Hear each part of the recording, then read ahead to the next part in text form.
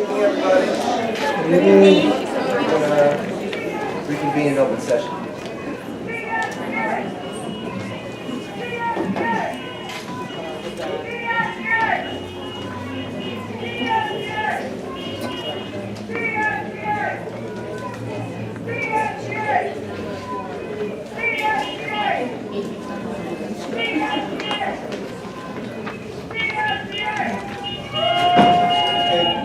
Stand up and we'll do the Pledge of Allegiance. Garcia? To the flag of the United States of America and to the republic for which it stands, one nation, under God, indivisible, with liberty and justice for all.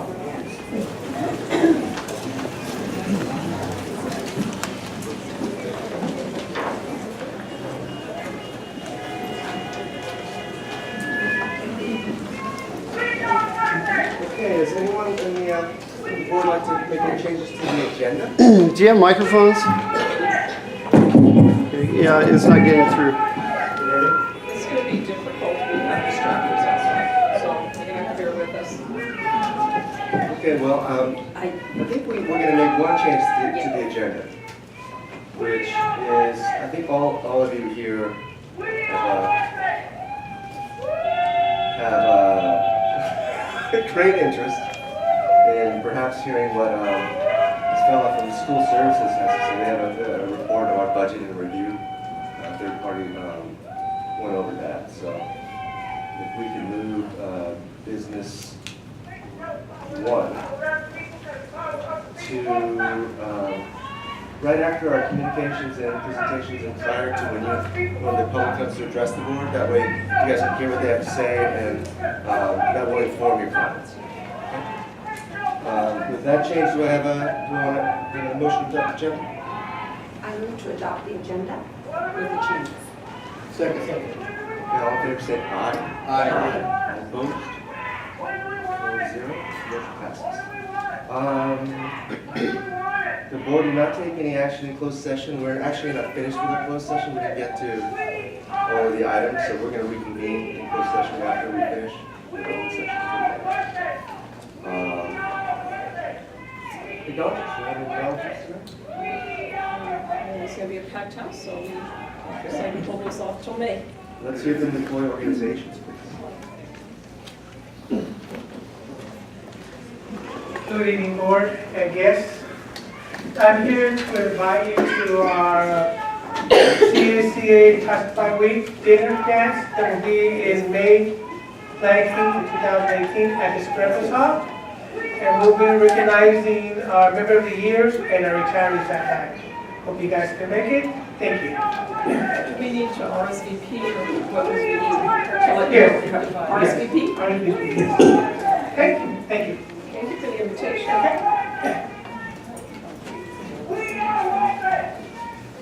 Hello, Oscar Ramos, SCTC President. I'd like to start off by thanking SCTC for giving me a wonderful CSCA t-shirt. Thank you very much. And I will wear it proudly. So I have one thing only I need to report. Last month I said I would report on a SPED survey that we were conducting, or we were going to. So last week we sent out a SPED survey to all the school sites. Teachers were given only 4 days to fill out the survey. It was a 4-day week. Today the surveys were collected and the information was compiled. There were a couple of setbacks though. The surveys at one of the school sites went missing, and the teachers at another site were only given 1 day to fill out the survey because their school site representative was out for the week. But despite those setbacks, we were able to collect nearly 300 surveys. The exact number actually was 296. So I won't go over all the results. There are many things on the agenda we need to get to, but I will address 2 of those questions. And the one that we've been holding back on because we've met a couple of times throughout the year to see if we can work something out, come to some sort of resolution was what we had on question 14 of the survey, which was vote of no confidence for the Director of Special Education, Dr. Jen Hamilton. So I'd like to report on that. So out of the 296 surveys returned, 70% of the respondents gave her a vote of no confidence. 13% of the respondents gave her a vote of confidence. Now, there was 17% who did not respond, but they did respond with a comment. They were very easy, straightforward comments. I don't know who the director is. I'm sorry, Mr. Ramos, I'm having a very difficult time understanding what you're saying. It's very hard. I can only hear like every third word of that. Is it proper for us to ask him to move down or to turn it down a little bit or something? It's very distracting. I don't know if we can run a meeting this way. I can hear him.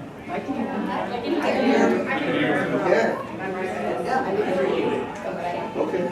I think what's most important is for the public to understand is that this is the board's meeting, so the board needs to be able to hear. And that, we need to be able, they need to be able to hear what is being said, and that's most important. I'll speak up a little louder, but No, not you know too what, loud. it's not that, I don't hear your voice, it's just your voice is competing with other things, and so it's hard for me to process what you're saying. I didn't get a because I word. hear you. Can you start again? I'm sorry. Absolutely, yes. So, Cliff Notes. Last week was a 4-day week, so we did a survey with only 4 days, giving the teachers 4 days to fill out the survey. We had ran into some problems. For example, one school site, the surveys went missing on the second day. And on another site, the site rep was absent for the week, so they only got 1 day to fill out the survey. But despite those two obstacles, we were still able to get about 300 surveys back, 296 exactly. So keep that number in mind, because out of 296 surveys, 70% of the people who responded, 70% gave Dr. Jan Hamilton a vote of no confidence. 13% of the 296 respondents gave her a vote of confidence. And 17% did not reply, but they did make a comment as to why they didn't reply. They were very easy, straightforward comments like, I don't know who the director is. Who is the director? I don't know this person. I know who she is, but I've never interacted with her. I only saw her during a staff meeting. Don't know her enough to answer this question. So even though they didn't answer the question, their comments present a problem. She's been here several years. People should know her. That was the main question I wanted to present to you guys. There was one other question that I will mention, because it's part of what's being negotiated, or actually it's being voted on this week. It's the co-teaching. Surprisingly, 52% of the respondents said that if there was an effective plan, they would be interested in learning more about inclusion, mainstreaming, and co-teaching. Every site had teachers respond positively to that question. They want to do it, but it was a missed opportunity. It wasn't taken advantage of by our SPED director.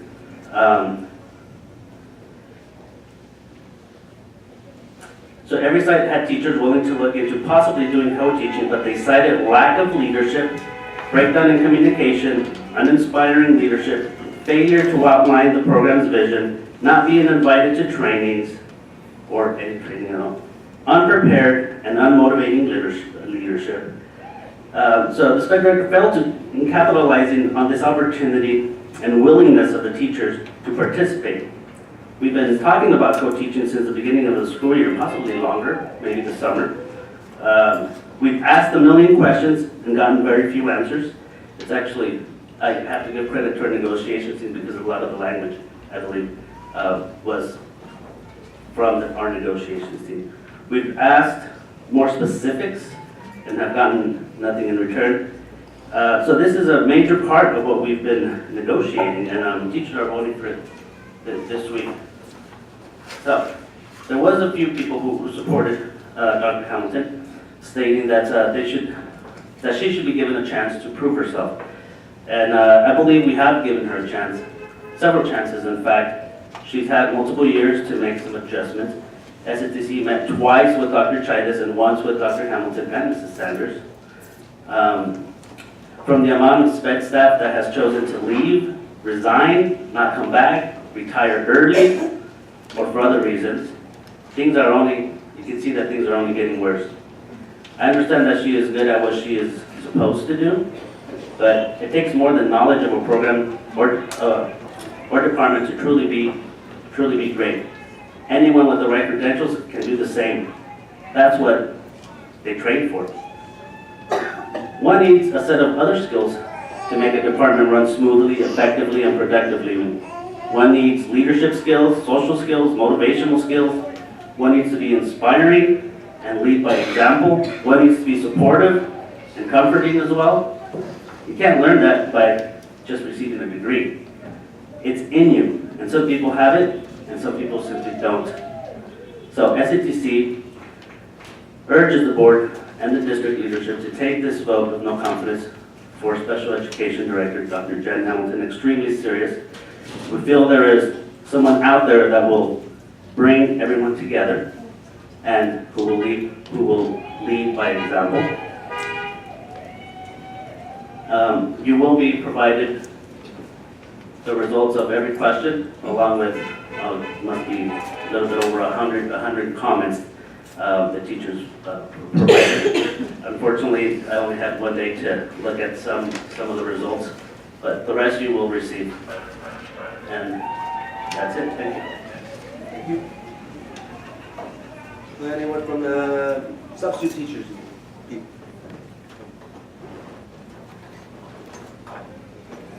Madam Superintendent, you have the floor. Okay, I'm not going to take a lot of time, but I do want to talk about some exciting things that have happened since our last board meeting. As you know, we had a week-long break, so that attributes for 2 weeks of schooling since our last board meeting. I'd like to move to the community law page. I think that's the one that's up. No, it's not working? Okay, well, I'll talk about it then.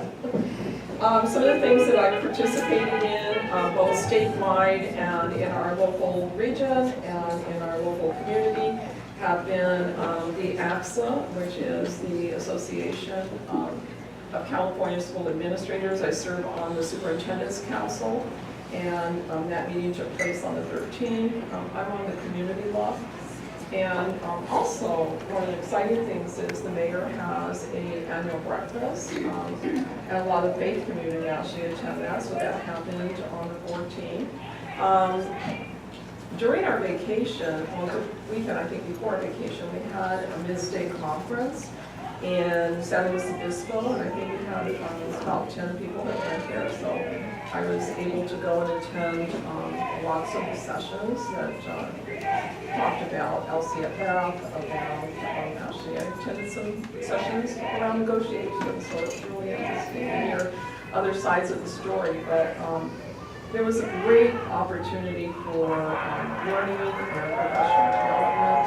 A lot has been happening around Founders Day, which we're celebrating this week, and I'll touch on that at the end of the presentation. But our city is turning 150 years old, and our district is 150 years old. And so it is with great pleasure, to be able to really celebrate the making of this district and going back. And so we have 2 public school tours that I'll show you the invites that will start tomorrow. Along with that, Monterey County School Boards Association had their dinner organizational meeting at Hartnell College on the 22nd, and so we were able to attend that. And 2 of our board members were there, and Amy, and so we were able to actually network with all of the other school board members across Monterey County. And I also serve as an advisor for the California Equity Leadership Advisory Group, and so they have their meeting. And then the other last thing that I wanted to talk about is our CABE conference. And CABE is the California Association for Bilingual Educators, and I think we had probably close to 40 folks who attended that. Many classified staff, certificated staff, administration, and I would just like to acknowledge some people that were in the audience. Rosie and Joe, you can stand up. Mary Richard, I see you standing back there. Isabel Cervantes, I don't know if she's there. She's okay, Isabel. And is okay, there you go. There you are, okay. So these folks take a huge part in the statewide conference, and I know you volunteered a lot of your time. I know Mary was at the registration booth.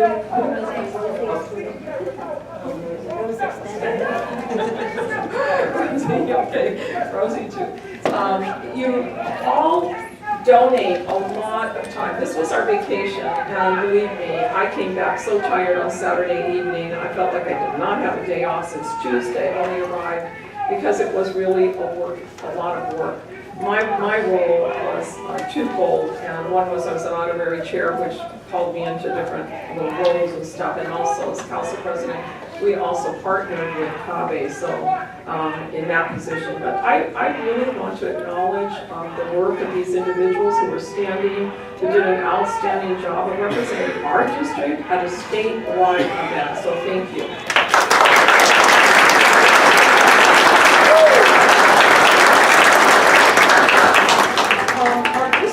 The district law, we've been high and into our ALICE trainings. My understanding is that on Saturday we had over 80 folks show up to the ALICE training that was going on. There was another one that went on in the evening last week where we're getting really good attendance at the trainings that are being offered there. And so I'm really thankful for Classify responding to the trainings, because the trainings are meant to be attended by the school staff. Classify is certificated in management, working together around if there ever is an active shooter at a site, what do we do as a team? This is not something that one unit or one person can take care of. It really is going to take a team to really work together to ensure that our students and our staff stay in a crisis mode. So thank you for attending that. I think last time we talked about the press conference on safety, so that is still going on, and I think we have a resolution tonight. We had a great time again at the Cowboy Portrait, and we see some of these same people that I mentioned at CABE, and along with Lydia Miranda, who's up there at the computer, co-chair for the CABE Portrait. But what I want to say is Salinas City Elementary School District, we give back, and we give back in time, and we give back in volunteerism, and that is obvious. When you go to any of these local or statewide events, we're there and we're lending that hand. So thank you for those of you who participated in that. There are a few other things that happened on here. I think, again, the most important is our retreat, but I'll let the board talk a little bit about that happened last week. And then, let's see, site visits. So Roosevelt had a culminating presentation on March 22nd. They've been involved in a professional learning network with other districts in our county, and working with MCOE under, I know, Ed Services staff and have given many days and many hours to working with Roosevelt. Is there anybody here from Roosevelt that's on the PLN? No. It's because they're having their ALICE training tonight, I think. We're doing something tonight. I know they weren't going to be over until 6:15. But anyways, they did, my understanding is a great presentation. I came at the end of that presentation, and they were presenting to the other districts that were in the room that had participated on the PLN. And this is a collaborative approach of learning how we can engage in school improvement process pieces. The teachers at Roosevelt have done an outstanding job of where they work from their first presentation to the end. It is extremely data-driven. And in fact, I think we'll may ask them to come and report to the board on May.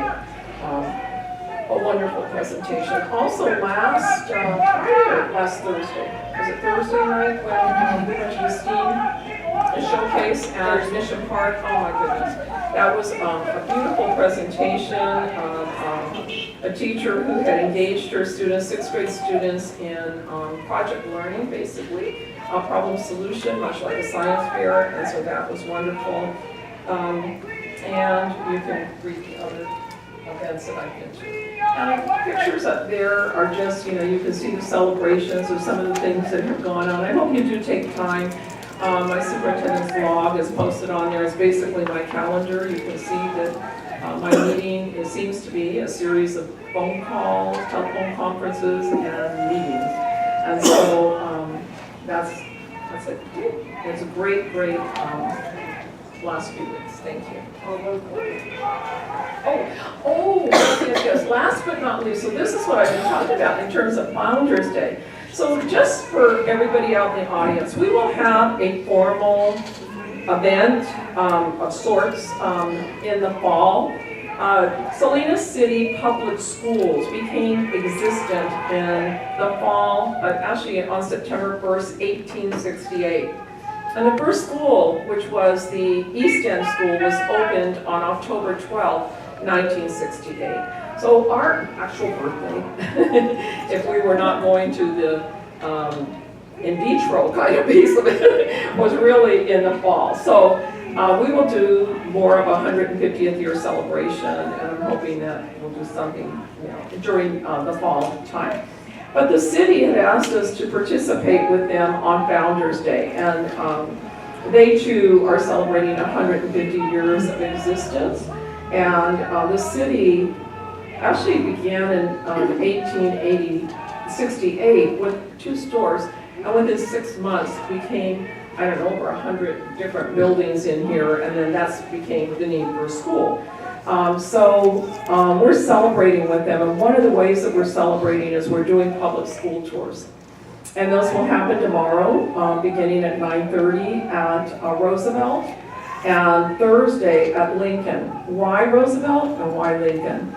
Lincoln is actually our oldest school in concept, okay? They were the East End School. They were the ones who opened their doors, not in that building, but they were the ones who opened their schools in October 12, 1868.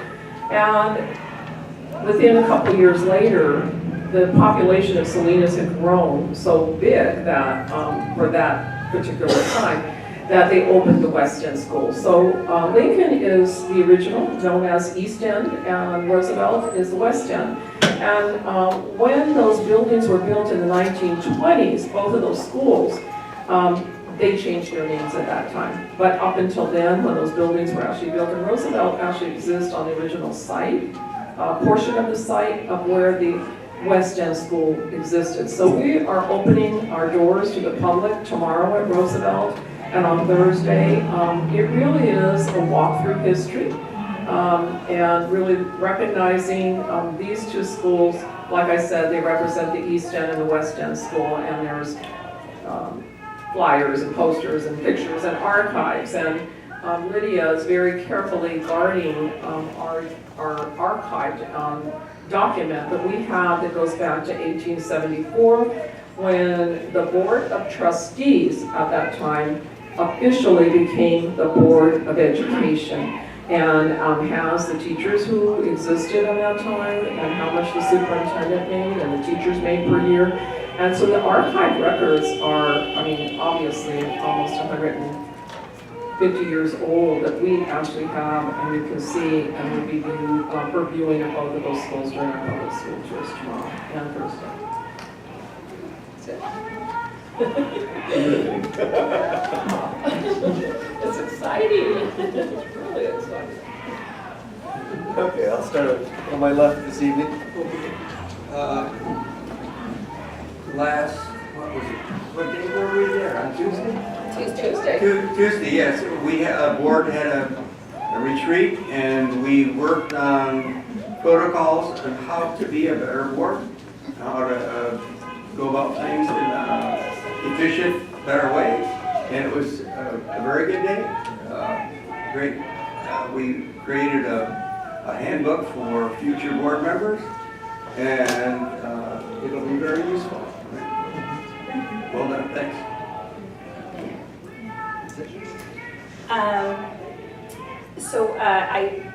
I attended the Monterey County School Boards Association dinner over at Hartnell, like Martha said, and it's a wonderful opportunity for us to be with other board members and chat about things that we have in common. But what I was very impressed with were the performers. Usually they have students from different groups, and I don't know if any of you have heard of this group, but it's called Guitars Not Guns. And they are a nonprofit organization that is throughout Monterey County, and they give free guitar lessons to students. And so we had a performance, and these young people were so amazing in their talents, and some of them were singing, and I love the fact, I love the idea of guns, not, or guitars, not guns. And I love the fact that they get a free instrument. I think that's wonderful. And then on Friday before spring break, I have a little granddaughter who's in the Smart Start program over at Lincoln School. So she's a preschooler, she's 3. And on tonight's consent agenda, we're going to approve a contract with Royal King. And I have seen Royal King in action a few times, but this time it was very personal, and I got to watch my little 3-year-old granddaughter take direction, all in Spanish, and do the most amazing dances. Now, I can't get her to sit down at the table and eat a meal in an organized manner without, jumping down to go do something, and yet for 30 minutes she performed as a 3-year-old with all kinds of 3-year-olds, and my hat's off to the Royal King people because they were amazing, and again, all in Spanish, which I was very excited about. And then I too I think the entire board, which was wonderful, attended Tuesday's opportunity. As you go through life, it's always wonderful to keep learning. And being on a board is a huge responsibility, and you want to do the best job possible, but there's lots of workshops and things you can do, but we actually developed a manual out of for this district, and I think it's going to serve future board members very well, and it's certainly going to help us conduct business more efficiently, and I think it'll really help us out a lot. And then I too attended the STEAM workshop, or the STEAM showcase, along with Martha, and I was very impressed. Krista Bradley, the 5th grade teacher over at Mission Park, organized this with her class, and I've been to places, and the thing I always am amazed at is how confident these young people, 10-year-olds, are able to speak to adults with such confidence.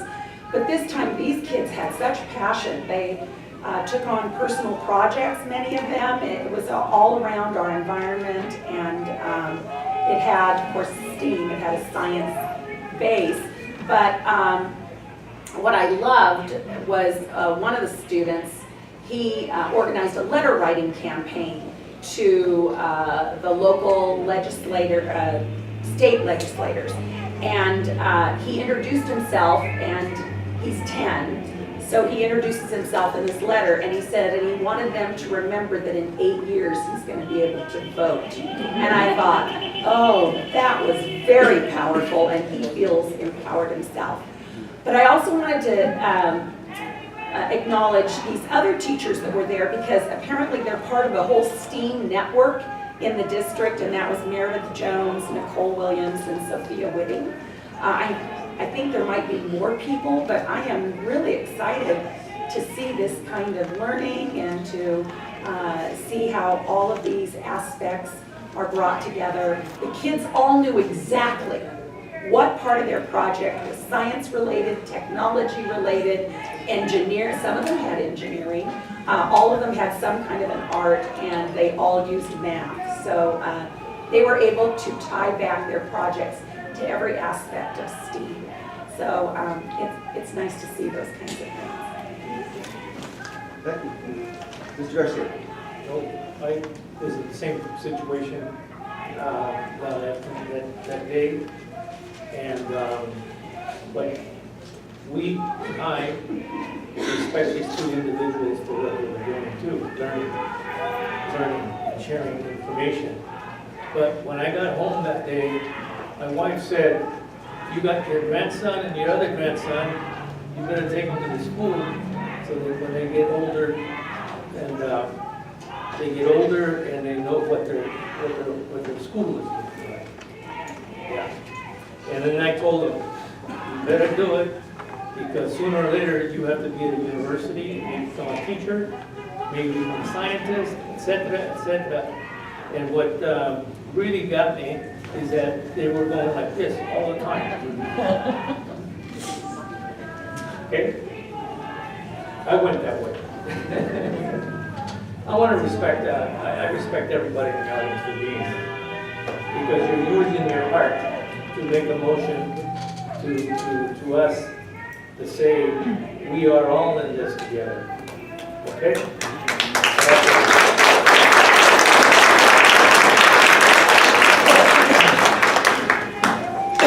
Thank you, Mr. Garcia, and thank all of you for being out here on my birthday. It's wonderful to see your beautiful faces, and I appreciate you. Let's do this. We're going to wrap up the board's comments, and we're going to go straight to this report from School Services of California. So we have a fellow here, his name is Matt Phillips. He's a CPA. I think our sister, our CBO is going on Thursday report in their district. Okay.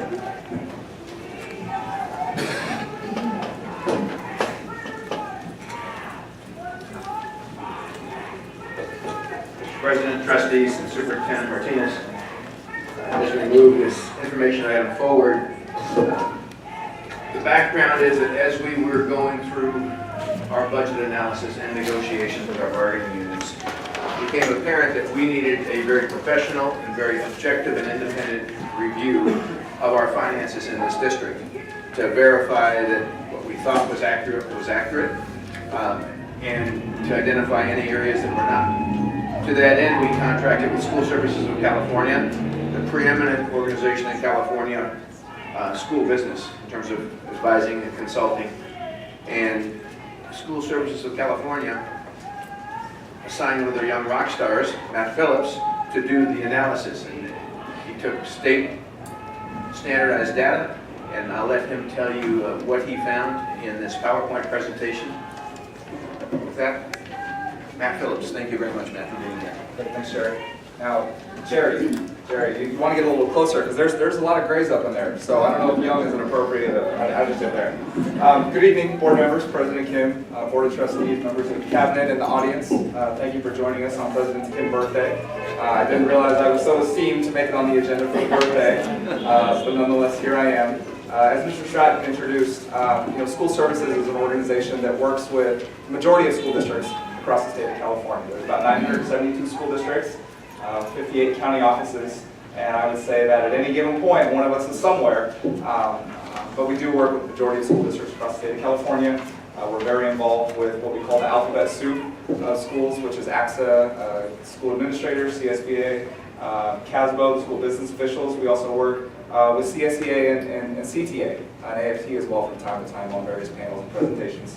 The budget review that was performed was a two-part budget review. The first component was looking at some of the assumptions, which I'll elaborate on upon shortly, but it also looked at some state certified comparative data as well that helps to really kind of paint the picture of where are we now. We spent the previous 5 years recovering from a recession that lasted the 4 years previous to that. So it was a good opportunity for the district to kind of hit the pause button and say, you know, what are we currently doing? How are we allocating our resources? So that'll be the two-part presentation this evening. All right. So you know, a budget. I think it's important for everybody in the room to really understand what a budget is. And a budget is just it's a big math problem. If there's any math folks in the room, I hope you can appreciate that. But a budget is based on a set of assumptions based on currently known information. And the result of those assumptions, the addition, the subtraction, creates the budget. As those assumptions change, the budget is also expected to change. We're going to delve into some of what those assumptions are. Some of those assumptions come from the state, and they have their own set of assumptions. Some of those assumptions are local, being the number of students who we have enrolled in our district, our staffing, and so forth. When I did the budget review, again, it was a very objective budget review. Again, it was elected by the district. A lot of districts across the state of California get into the budget review mindset, and I would make an analogy to taking your car in for an oil change. You take it in for an oil change, not because there's something wrong with the car, but it's really preventative to make sure that the car is running as optimally as possible. And so the district, that was the goal of the district, was to make sure that there was something that, you know, an assumption that maybe wasn't in line, or other areas, that we would certainly bring that to their attention. So the budget analysis divvied up into really 5 main components. Looking at the local control funding formula. This is the lion's share of the revenue that the district does receive. It's a new funding formula that was introduced by Governor Brown back in 2012-13. Taking a look at the enrollment that factors into the local control funding formula. Taking a look at contributions to our programs, which unfortunately are underfunded at the federal and state level. Also taking a look at some of the expenditures. Taking a look at salaries, staffing, and taking a look at the expenditures for books, supplies, and construction type projects, capital outlay. Okay, so as I mentioned, and it's important, I'm going to mention this again towards the end, a budget is just it's a math problem. It's a set of assumptions based on what we currently know. School districts across the state of California are required to complete a budget for the current year, as well as the 2 subsequent years. That was generated from the 1992 bill called Assembly Bill 1200. Unfortunately, the state doesn't practice what it preaches because they only have to create a single-year budget, whereas school districts and county offices do have to create a multi-year budget. So the snapshot I have here before the board, a lot of numbers on there, but this is the district's most recent multi-year projection. This is the current year and subsequent 2 years. It was as of the second interim period, which the board did approve in March. For the board's clarification, staff is required to bring 4 different budgets to the board annually. Every year in June, which is coming up very quickly, the board will be adopting next year's budget for the 18-19 year. And then staff has 3 opportunities after that to bring revisions to the board. That would be the first interim, the second interim, and then the estimated actuals. And those are chronological throughout the year. And what each of those updates allow staff to do is update the board on what's changed with the assumptions. Whether it's changes from statewide assumptions, changes from local assumptions. Because as we progress through the various interims, some of those assumptions that we had at the beginning have now become actuals. They've become fact. Whether it be funding from the state, the number of students we have in the seats, our actual staffing if we are hiring new folks. The point I would like to make on this particular slide is the red highlighted number in each of those 3 years. And what that represents is that as of the second interim, once all the assumptions were taken into account, is this is showing that year over year, for the current 2 subsequent years, that the district is projecting to spend more than it receives. And that's known as deficit spending. Now, it's based on assumptions, especially in the second and third year, but until we get clarification on what those assumptions are, we have to plan as if we're going to go down the road of deficit spending. And as I unpackage a couple more of the assumptions, I think that the impetus of the deficit spending will become more clear for the board. So the first major component that I want to talk about with assumptions comes from the state. The state, as I mentioned before, revamped their funding for schools in California back in the 2012-13 year, and the governor introduced the local control funding formula. Now, there's two major components when any district, and all districts, I should say, across the state, do this calculation independently. But the two main factors that go into this calculation, which accounts for 96% of our discretionary resources, is information that comes from the state. And that is the amount of money that the state plans to allocate towards this. We have no control over that number. None of the other 971 districts in the state of California have control over that number. And so we take information that comes from the Department of Finance. That's what I would expect to see. The district did indeed use information from the Department of Finance. Now, the question we get at school services is, should I deviate from what the state has put forth? And our recommendation is that anytime you deviate from a statewide assumption like that, or something, a deviation from a historical trend, you're taking on a certain level of risk with that deviation. Because if your assumption is incorrect, and you're deviating greatly, well, now you're bearing the burden of the consequences of that deviation. And so school services recommendation, especially with this particular assumption, is to really follow the lead of the state. The state has a lot of very smart people at the Department of Finance who spend many, many hours calculating this information. But I think it's important for everyone to remember as well that the state makes assumptions on its own. The state makes assumptions about the amount of personal income tax that they're going to collect, about the amount of property taxes that they collect. And while they're very smart people, there are assumptions being made. And if you layer a state assumption on top of a local assumption, you can see how that can get to be a bit of a quagmire, and how you can expect there to be changes when everything is all said and done. And the other component of the local control funding formula, again, 96% of the discretionary resources for the district, is the enrollment and the ADA that is generated from that enrollment. The enrollment is simply the number of students who we have in our student information system, the number of students who are enrolled to attend our district. A number of years back, the state used to provide funding based on enrollment, but they felt that that was not advantageous and did not encourage students to show up every day. And so they actually changed that around to say, instead of funding based on your enrollment, we're going to fund on whether or not a student shows up. And that's identified as the average daily attendance.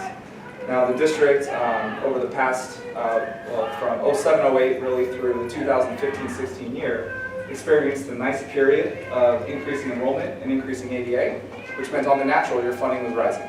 That's a good thing.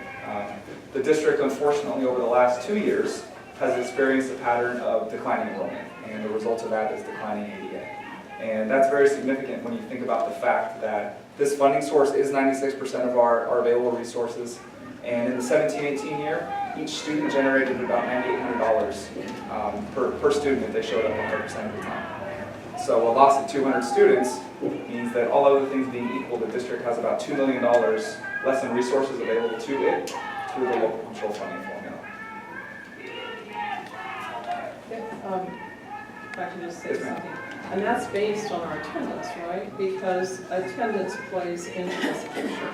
And what's really interesting, what I've seen on this up-to-date this year, is our target is 97% attendance rate.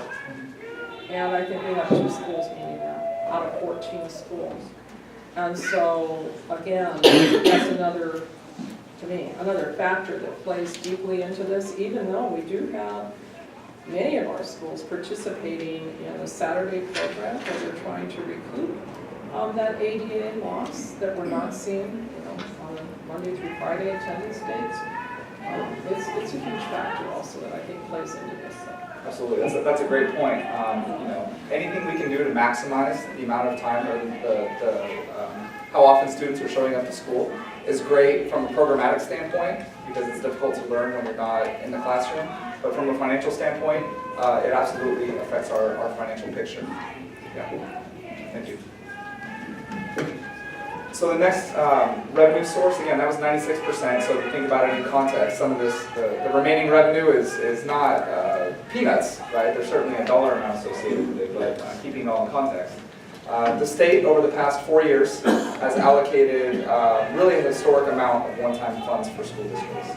And the point I'd like to make on this one is just to talk very quickly about the source of these funds. A question we get a lot at school services is, well, if we receive one-time funds for 4 years in a row, doesn't that make it ongoing? Isn't that the definition of ongoing when you receive something year over year? And I think it's important to share with the board the source of these one-time funds. We've had a historically conservative governor who has been very conservative in the amount of revenues that he believes the state will receive. And the amount of revenues that he perceives that we will receive, there's a direct correlation to the amount of money that flows to schools in the state of California. There is a law in place, Proposition 98, that guarantees schools a minimum amount of funding. So every time our governor budgets conservatively and actual state revenues come in higher, we're owed additional funds at schools. And what the governor has done is he has taken these true-ups from prior years, the difference between this conservative estimate and what the state's actual receipts were, and he's passed them on to schools in the form of one-time funding. Now, at school services, we say that the first year that the governor is correct in his estimates is going to be a bad year for education, because he has been conservative historically, and we really have kind of fallen into this pattern and almost expectation of receiving additional funds each year, whether it be one-time funds or increases in funding throughout the year. So on this particular slide, the one-time funding, if we go back to 15-16, we were able to offer a nice little package to our employees, not just a 4% raise, but also a 2% off the schedule. So these one-time funds is where, in terms of our ability to offer a bonus of sorts, because they're not on the schedule. And this, unfortunately, we have a governor who does not want to put these extra revenues into an ongoing revenue stream. And that's made, to me, districts' lives miserable in the LCF funding era. And so the one-time funds allow us to give those bonuses because we just have it for that static part. We go back to the 4.6 million, we gave a 4% raise and 2% off, along with used $3.5 million to settle a lawsuit.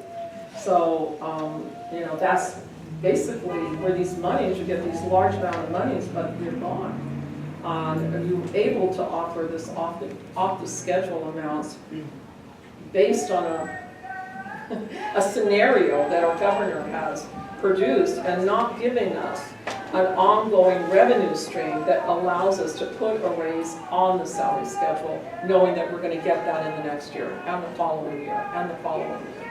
And it's, for me, as a superintendent, it's an unfortunate thing.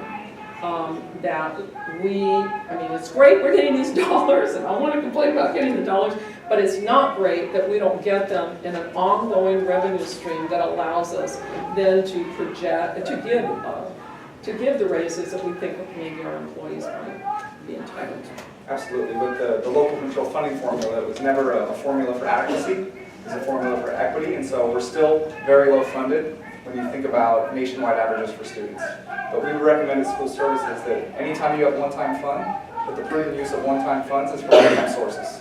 Right? So off-schedule raises, one-time professional development, maybe one-time technology upgrades, whatever that may be, but the key is that it's one time. My understanding also, I don't want to get too far off, Mark, but I'm understanding that there is some bill in making that is looking at these one-time fundings becoming part of that regular revenue, rather than this scenario that our governor has created. That's correct. Do you mind if I speak to it? Well, I'm just saying, I think in terms we have CSCA, we have CTA in the House, and then you have us, from the management side, is recently AXA representative, and from my end, CALSA, that we are united together in changing that scenario that has been created over these years that you've listed up there to become ongoing revenue sources. So that districts can truly then look at a budget that makes sense over time. Sure. And that's it. But yeah, speak to the bill. Yeah, so in the governor's January budget proposal, he had proposed an additional $1.8 billion in one-time funding in the 18-19 year, which would be about $295 per student. Now, as you mentioned, Superintendent Martinez, we're not going to rub our nose at the funding. We'll take the funds, right, absent the alternative. But with that $1.8 billion, the Senate actually came up with its own proposal that instead of allocating $1.8 billion one time, they would take $1 billion of that. So that would leave us with $0.8 billion. They would take $1 billion of it and increase the base funding through the LCFF as an ongoing revenue source. So that would allow us to do things, as you mentioned, do something ongoing versus having to restrict almost all of these dollars for one-time purposes. That bill is being heard this week, is it not? Yes, it is. That bill, along with another big LCFF potentially game-changing bill is being heard as well. Legislative representatives. So I want to transition a little bit and talk about contributions.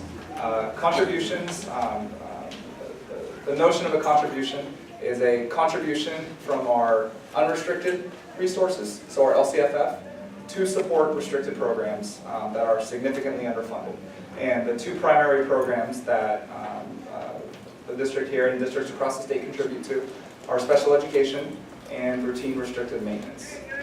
Special education, I mean, that's woefully underfunded. The federal government has not held up its share of all of the mandated services that we're required to provide through special education, and so the burden of special education has fallen on the state and the back of local contributions. And so this would be the local contribution. You can see for the last 2 closed years, as well as the current budgeted year, our contribution for these programs is increasing year over year, and that is not unique to Salinas. This is a statewide phenomenon. Looking at enrollment statewide, so the number of students in the state of California has decreased over the last 5 years from 6.2 million down to less than 6 million students. But the rate at which students are identified for additional services through special education has increased. So it's been going in opposite directions. Yes? Say that one more time. Absolutely. So over the last 5 years in the state of California, the number of students enrolled in California schools has dropped from over 6 million to less than 6 million. About 6.2 to it's like 5.944. I'm an accountant, so I like things very exact. I don't know that exact number though. So that number has decreased. But of those 5.9 million students that are enrolled in California schools, they're being identified at a higher rate for services through special education, meaning that a higher percentage of students have IEPs. That rate has increased from when I was in schools from about 11% to around 13%. And that's a statewide thing that's occurring right now. And I want to say there was a chart that came out in the last month, and please don't quote me on these numbers, but I'm thinking it was that between the state and the federal government, our reimbursement for the cost of special education is 17%. So that means that the districts then are bearing The lion's share. 83% cost of special ed are bared by the district. In our district, it equates to over $13 million into our base funds. That's huge, out of that $85 million. So the problem again is in both the feds and the state not reimbursing us for the cost of what it takes to support our students at the level they need to be supported.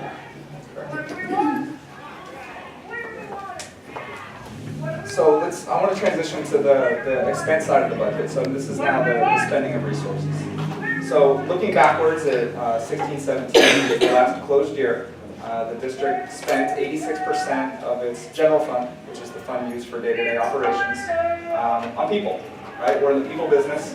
Statewide, we see that districts generally spend about 83 to 87% on people. And that includes all of the people's salaries in a district, plus all of the statutory benefits and health and welfare. So 86%, right in that sweet spot. You start deviating too far from that, especially upward, and you start to get into what I would call a critical mass, where you have too much going towards people and there's not enough for everything else, which is the school buses, the textbooks, the toilet paper, the instructional materials, and things of that nature. That percentage did drop a little bit in the budget for 17-18 because the district received, I'm going to talk to this in a little bit, a lot of the district's funding comes in via the supplemental and concentration grant component of the local control funding formula. Those are dollars that are generated by our neediest students, students who are identified as free and reduced eligible, foster youth, and English language learners. And the state is very clear that the dollars we receive for supplemental and concentration must be used to increase or improve services for those students. And so statewide, we're seeing districts use those funds many times in a non-personnel capacity to try and increase the services, increase the materials that are available for those students. And so the percentage did drop just a smidge in 17-18. It's my understanding, based on the review of the budget, that there's also an adoption of language arts textbooks that's occurring right now, which would drive down the percentage that's going for people as well. Because this is a budget, the percentage could increase by the end of the year, depending how much of those supplemental and concentration dollars we do end up spending. But at this given point, it is at 83%. And so if 83% of our budget is people, then the rest of it is what we use the technical term, it's called everything else.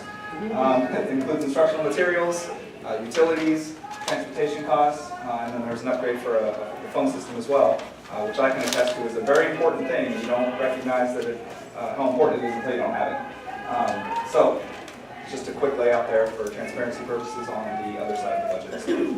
And just to know that we are not reimbursed at the cost of what transportation costs in our district. We're one of very few districts in the state, I think. We still provide transportation at no cost to our students. We have $1 million encroachment into our base funding that we're not reimbursed for. And on my superintendent log, somewhere in there, there's a bullet that says I met with special education transportation. And so we are looking at possibly, it takes a year in the making, but having our own drivers drive our own kids to even the county programs, because that would be less intrusive than what it costs for the county to bus our kids. I mean, it's millions and millions of dollars we're being charged, again, for special education transportation that we might be able to recruit. But again, it's another one of those costs that we're not reimbursed at the amount of what we spend to bring our kids to school every single day. That's correct. In districts across the state of California, their reimbursement has been frozen at the amount that they were reimbursed in 12-13 from the state. Many districts made that choice to either charge their students for that excess cost of what is costing the district. In our case, it's over $1 million. I could not even fathom doing that to our families. So I just, you need to know that in these budget pieces for me is that we're not reimbursed at the rate of what we're spending by our state or by the federal government, especially when it comes to special education and our transportation. Thank you. So I want to talk real quick about the reserves. The best way that I can create an analogy for what the reserves for the district are would be equivalent to your own personal savings account. This is everything that's left over. So you receive your paycheck on a weekly, bi-weekly, monthly basis. You have your recurring expenses, your day-to-day expenses, and if your revenues are greater than your expenses, you're going to have some money going to your savings account. And that's what the reserve is for the district here. Taking a look at the amount that the district has, in the last closed year, it had about $10.9 million in unrestricted reserves. Okay? Now, the state requires a 3% minimum. To put that in context, a 3% reserve is about 6 days of payroll. Okay? Compare the reserve that the district has, the 10% at the end of 16-17, with some of the neighbors, and we're going to talk about some comparative data, and I'll illustrate who the comparative group is. The comparative group is significantly higher. And if you look at the average reserve balance for elementary districts in the state of California at the end of 16-17, the percentage is over 21%. So if we compare our 10 with the 21 and put it in context, we have a significantly lower reserve than the average elementary district across the state of California. Now, what this reserve allows us to do is if we hit a road bump along the way, if we have an unexpected cost, maybe a big cost in special education, an increased cost in transportation, this allows us to continue doing what we're doing without a disruption to the programs. As that reserve decreases, that minimizes our ability to continue doing what we're doing in the face of adversity, and it creates a reaction from us to have to try and reduce costs. So this is really our safety net, if you will. Is it the safety net that we're going to use on those red marks that you showed us on here? Do we need to use those reserves to keep us from going deeper and deeper into debt? And the fourth year out, this becomes, you're no longer in deficit spending, you're going towards bankruptcy. Correct. So that reserve that we have right now, my understanding is that it's being used each year in this deficit spending on these red parentheses that you have down here, just to maintain, like what you said, to keep everything going as is, meet the increases that we're going to have in our health, in our statutory, basically, benefit pieces, and we're still going to have to pull from that reserve. And that's not talking about the debt that we have that's 5 years out, where we're going to have to pay $2 million plus each year. 2.2 million. So that was my question. The 10 million, we haven't even begun to set aside money to pay off this skip, Q-skip. We haven't even begun, even though it's looming. And we're gonna be facing, how much do we have to pay off? The debt is $11 million. The Fed is paying most of the interest. We're projecting $2.2 million a year for 5 years in a row. We are projecting at this time putting $500,000 aside for that in Fund 56 next year and $600,000 a year after that to begin drawing interest so we can make those payments and not have to take $2.2 million a year out of our hide. We start that now and increase it to $800,000 a year. It'll be far less painful when the first payment comes due. And that payment is due in 2020, 2023. 5 years. Yeah, it was 2 years, we're going to be in big trouble. But another thing, I could be wrong, but analogy that came to me was when the bottom fell out of the real estate market. People, when they bought their homes at a cost, they had these balloon payments that were due X amount of years out, and when that became due, people could not make that, continue to make their payment. And I think that's what I see in terms of that reserve being really, I'm not here in 2023, let it be known today that I said we need to prepare for that payment, those millions of dollars that are going to come due. And so, you know, the reserve is there, but in reality, it's going to carry us through the increases for our person stirs that we're going to have without even a salary increase. It's going to carry us through as we look for unforeseen things. We have aging schools. Every single year since I've been here, there's been things that cost us over $100,000 that happen at schools all the time because of the aging facilities, and we have to be prepared for those things. So I don't see that reserve is even going to take us where we need to go, and that's probably why most districts have at least a 20+ reserve covering, because they probably just have the same aging facilities we have and the same kinds of predictions of what might happen or could happen. Correct. All valid points. I would concur. So just to wrap up the budget component, and I want to shift gears to the comparative. Just reminding everybody again, the budget is just a set of assumptions based on currently known information. We fully expect the information to change, and as it changes, the revised assumptions and the revised results of those assumptions will be brought forth for the board to make sure that it has the most recent information so that it can make decisions.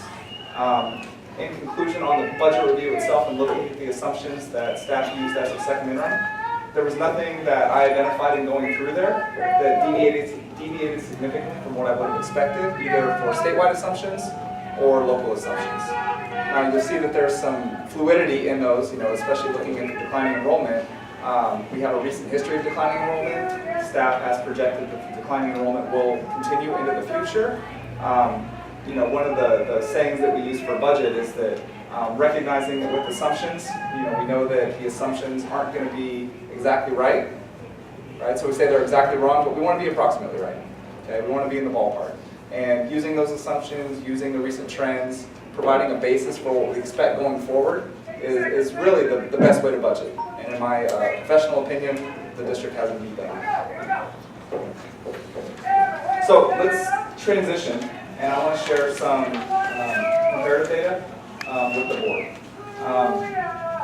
Next steps, real quick. The governor has released his budget for 18-19. There were some revisions for 17-18. The district did capture all of those changes in its second interim that was brought forward for the board's consideration.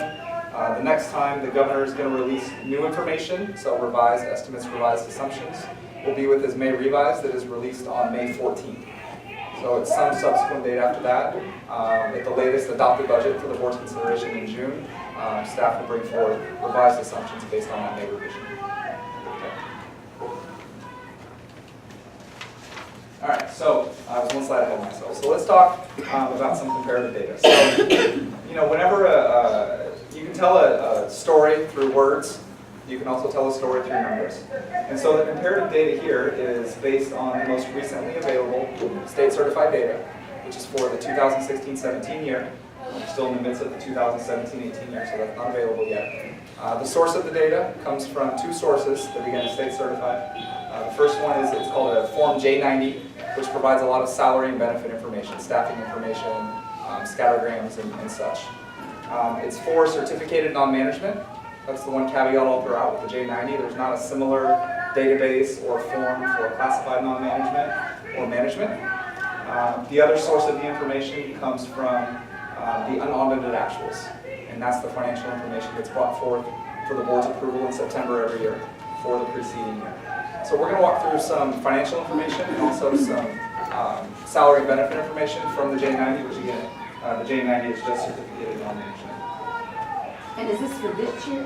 No, this is for last year, Yeah, because it was already reported. That's correct. All the financial and salary information will be as of the 16-17 year, and all state certified at this point. So telling our story about Salinas, the first point I'd like to make is that it's important to identify a good, solid, comparable group.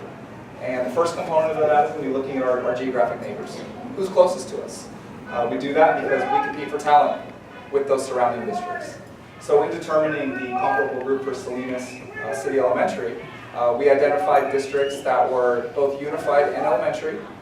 We did not include any high school districts, really for the certificate non-management side, because we really don't compete for the same talent pool with the high school districts. They also have a different funding stream under the local control funding formula that really kind of throws them out of whack. So we looked at some neighboring unified and elementary districts. We considered the demographics of those districts, which is identified by the unduplicated pupil percentage, the UPP, to try and get districts that look like us, if you will. Yes, sir. So when you say high school districts are out of whack, meaning they receive a lot more funds, right? Yeah, I threw out the technical term again, out of whack.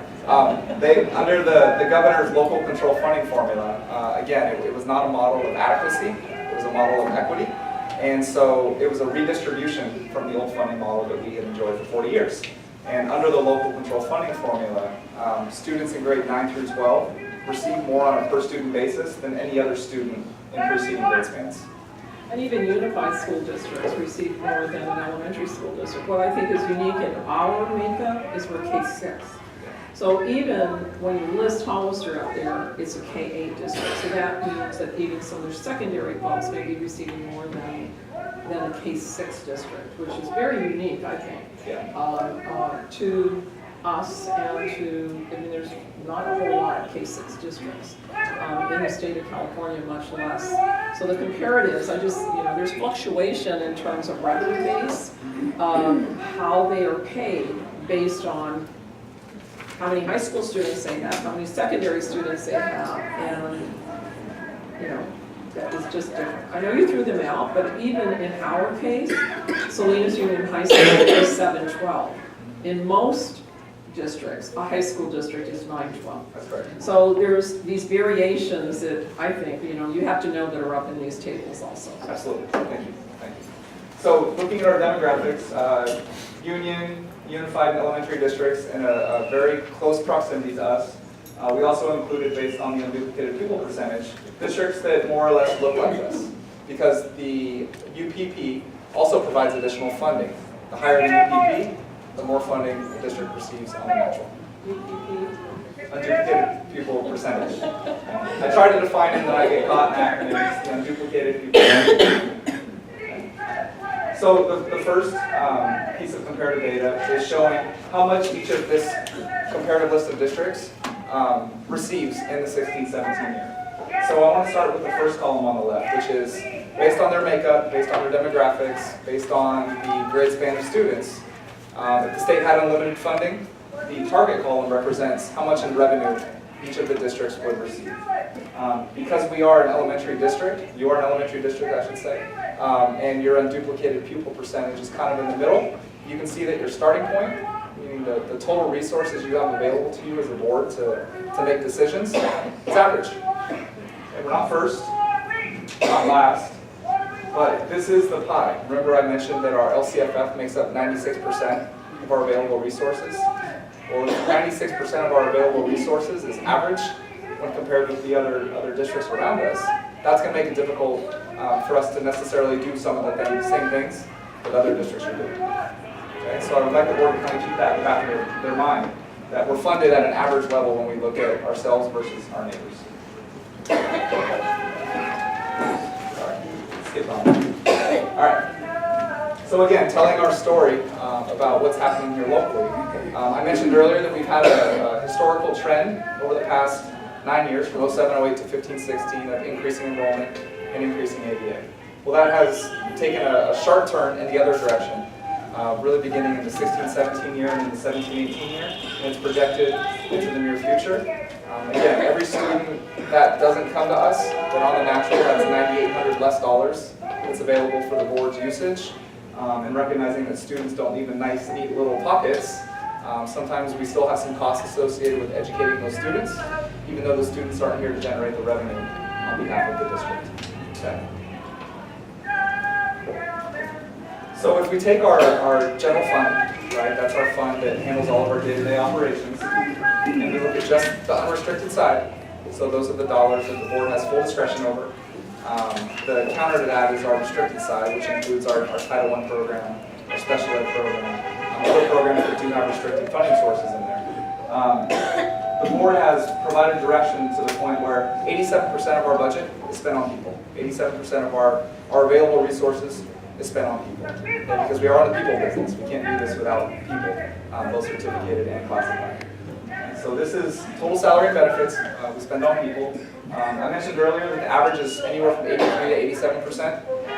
The folks at the very top, right, will recognize that once you get up around that 90, 91%, that you really get to a critical mass, meaning that you're almost spending too much on people and you're not going to have enough resources for instructional materials, for maintaining school bus, for maintaining facilities, things of that nature. Okay, so further breaking down that pie, so 87% is spent on people in the 16-17 year. If you look at salaries for certificated non-management, we're spending about 40%, just a hair over 40%. Now if you remember our starting point, our pie that's available to us to spend is average. Right? We're average amongst our group. So my expectation would be that we would be right in the middle on the percentage of salaries for our staff as well. Okay, and that's right where we are. Looking at salaries for classified non-management, we dropped a little bit in the rankings. Again, this is 16-17, but through my analysis of the budget review, I did identify that there was an additional 52 FTE staff hired, classified non-management staff hired, in the 17-18 year.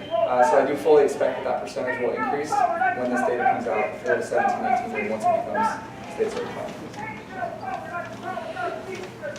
And then looking at the final piece for just salaries for site and district administrators, we're in the same spot as we were for classified. I did ask the question, same question I asked for classified non-management. Did we hire any site and district administrators in 17-18? The answer was no. So 0 increase in FTE for site and district administrators for the 17-18 year. So I would expect this percentage to actually decrease when we see the 17-18 state certified. We talked about this earlier. This was our ending reserve balance, the 10.8% from slide 10.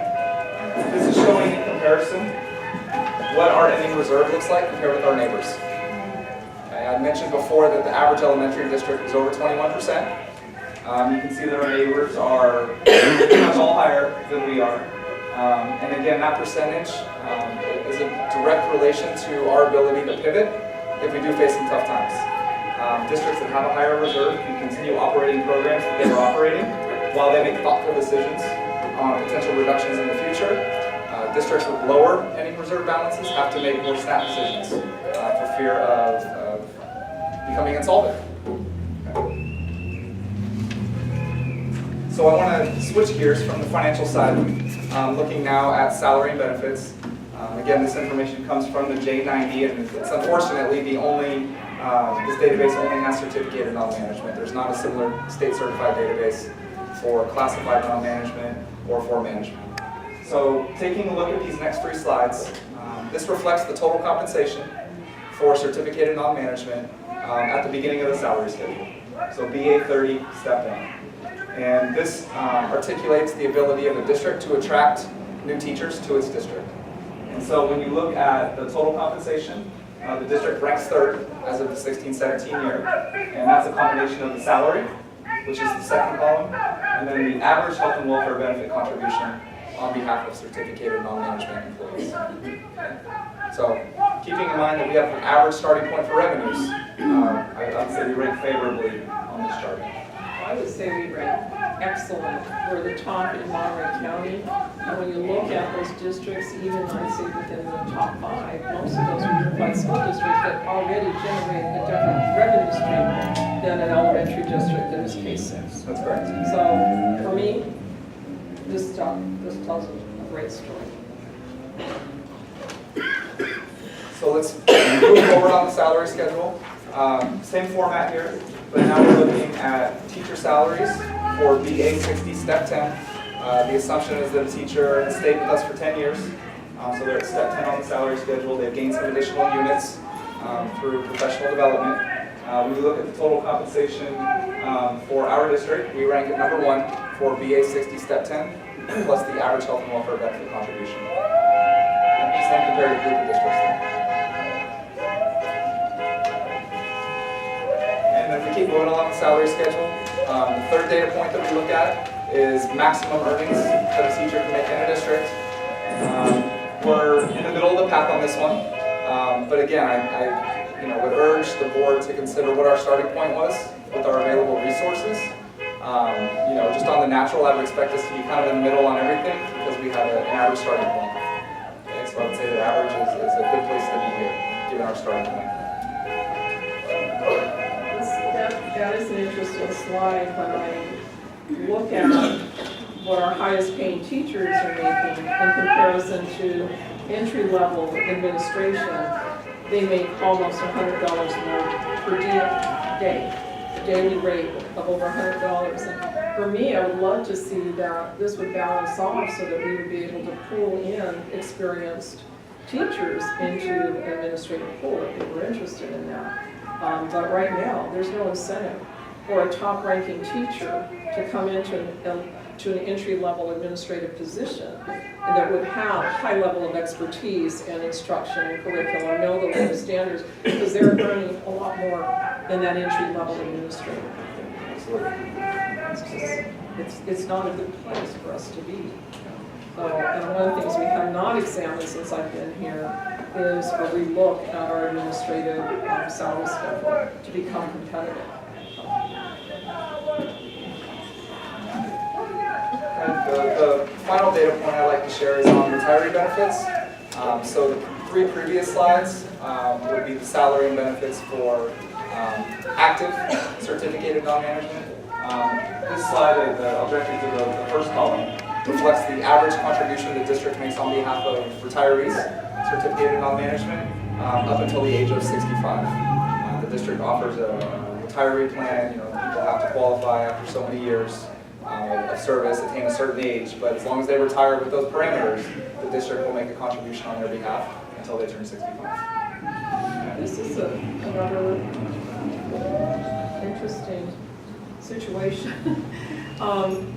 Jerry, do you know how many millions of dollars we're spending in terms of this rich benefit package to our retirees?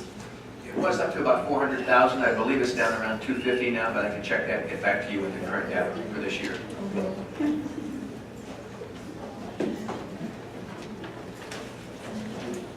So, I want to put a bow on the comparative data. Again, reminding the board that on the budget side, I didn't identify any assumptions that significantly deviated from what I would expect to see based on my own knowledge of the state budget, my own practices of budgeting for local assumptions. Looking at the comparative data, again, we're telling a story with numbers now. The district receives an average amount of LCFF funding when compared with the neighbors. It's a combination of our demographics, our student demographics by grade span, but also our demographics with the unduplicated pupil percentage. So that's the first piece. Taking a look at the amount that we're spending on people, we're spending 87% of our budget, right? That's a good, sound number when you look at it from a statewide perspective. That means that we have some flexibility to do some other things in the everything else bucket, but we're also, making sure that we can attract and retain employees. We offer an above-average total compensation package for our certificated non-management staff when compared with surrounding districts. We offer an above-average retiree benefit package when compared with surrounding districts. And our reserve balance, so our ability to pivot if times do get tough, is below average. The final point I'll leave you with is that, the governor, he doesn't always take his own medicine. At the state level, he's built the largest reserve the state has ever seen, which is up to $13.5 billion. If you think back to the recession when Schwarzenegger was governor, he had a minus $10 billion reserve. Okay, so there's been quite a swing. And we've had 10 economic recoveries since World War II, and this is now tied for the longest one, our current economic recovery. Knowing the volatility of revenues at the state, it's only a matter of time before the next one comes. And it's that reserve that's going to get us through until we can kind of right the ship and carry on.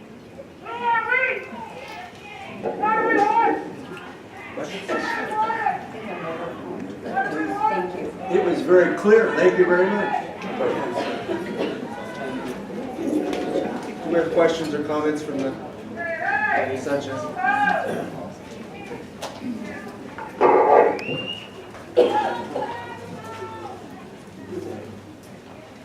Hello, my name is Replies Sanchez. Thank you, Mr. Phillips, for this report. Certainly this type of report would be a good session for certificated and classified to get together and be able to really get a hold of this and be able to ask questions. So a few comments that I would like to say and clarification. Mrs. Martinez, you mentioned that previously or last year bonuses were given out. And for clarification, bonuses were given out, but they were not given out to classified. They were given out to teachers. And not that they didn't deserve it, but I just wanted to clarify that they're classified, unless there's classified in here that got bonuses, I'm not aware of that. Another thing I wanted to mention, I know that budget assumptions are based on information that were provided. And based on the budgets that we were provided or that we had access through the internet, we met with the district to have some questions answered. And one of the questions was there was a placing of $5 million on a line item for PERS budget line, and the response from the district was that it was discretionary money for the board to spend, and they probably could give us a 2% raise. And then after that, we found another $2 million in discretionary dollars. So, Mr. Phillips, did you see those same funds in those areas, or was it moved around again? I guess that's a question that I have.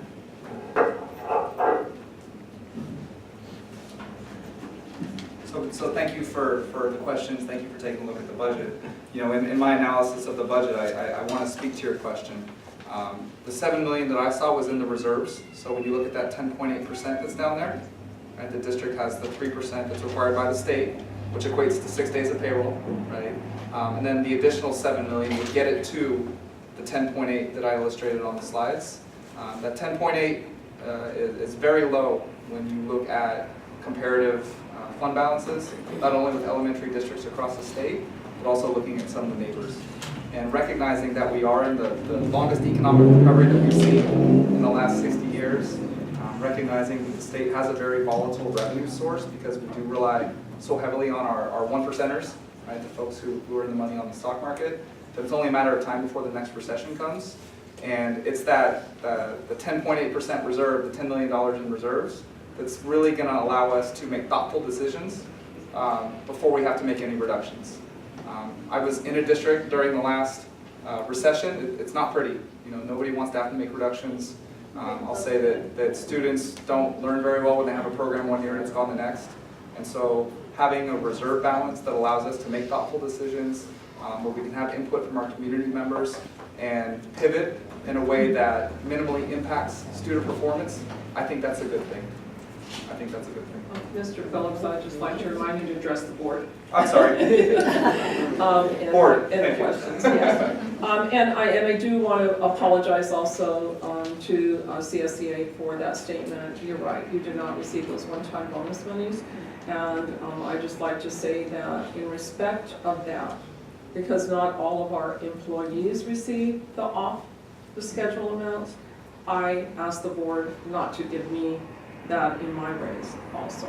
I felt it was really important for me to honor what was given to all employees, and since CSEA did not receive that, I didn't receive it either. So you're right, I need to requalify that statement. It was for CTA, it was SETC, and management did receive that, and so CSEA plus myself did not. Thank you.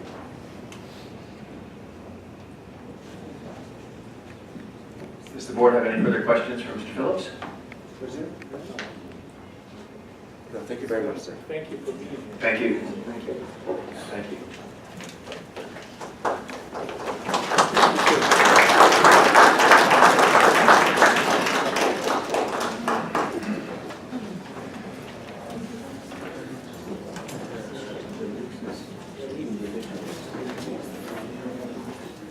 Okay, thank you very much. Now is the time for individuals desiring to address the board to come to the podium. Please state your name.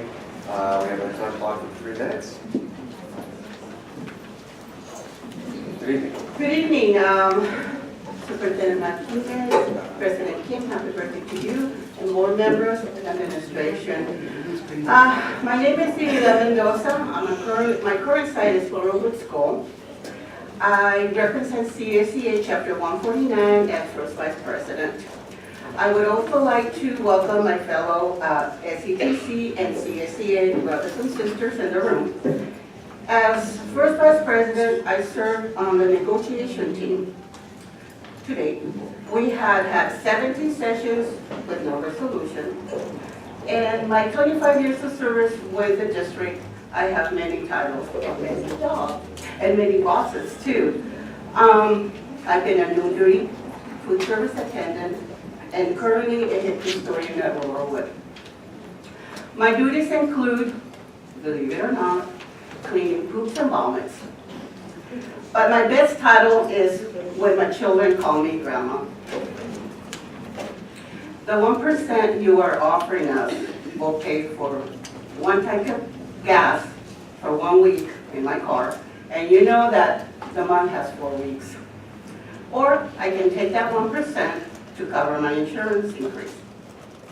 As you can see, the 1% does not go far. Tell me, board members, are we not only worth 1%? I'm sure that my Laurelwood grandkids would disagree. Thank you so much for your time.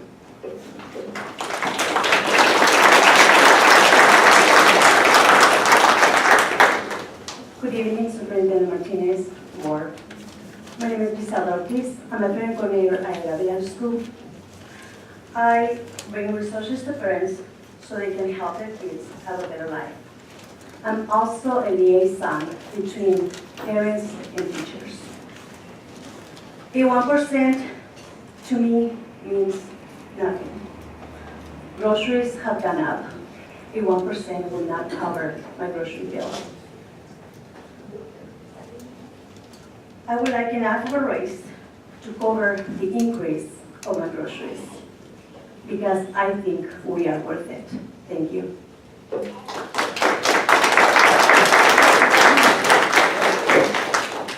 Good evening, board members, superintendent, and all present in this meeting.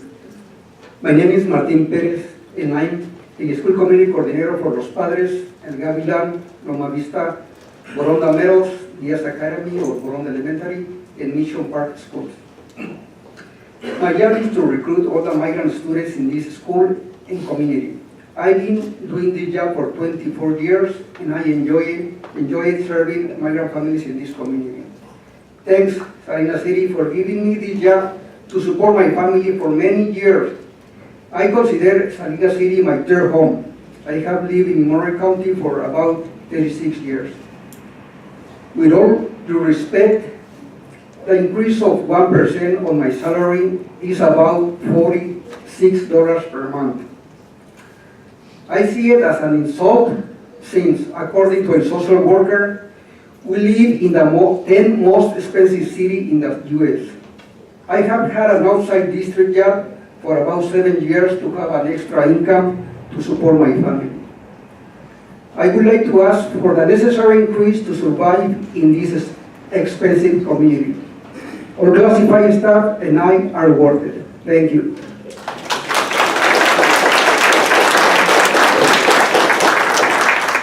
Good evening, Board. Thank you in advance for allowing me to share. My name is Salinas, and I am a classified worker in our district.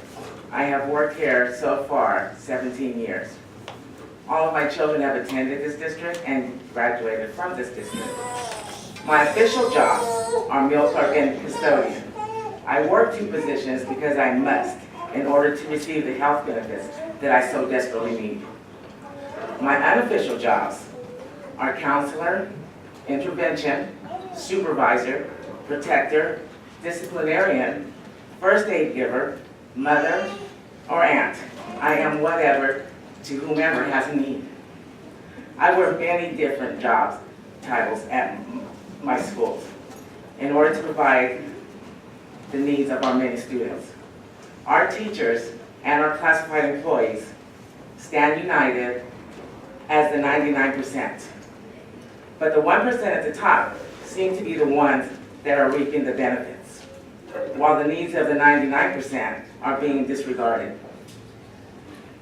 In the book of Proverbs 14:23, it says, all hard work brings a profit. The mere talk leads only to poverty.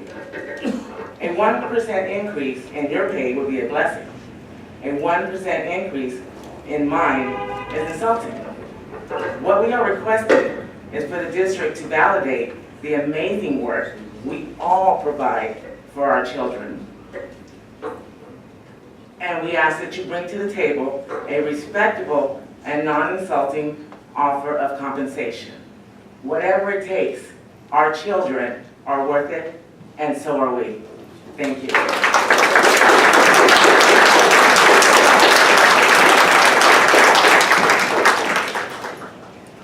Good evening. My name is Samantha Richmond, and I'm here today with my daughter, Citlali, who has left the room, of course. But I'm here today before you not only as a classified member, but as a mother. I have lived in Salinas all my life, and I have been with the district for over 10 years now. I have had many jobs throughout the years here. When I first started, I had to work 4 different jobs daily just to make 7.5 hours to 8 hours. That was me getting up and being at work at 8 o'clock in the morning and leaving at 6:15 in the evening.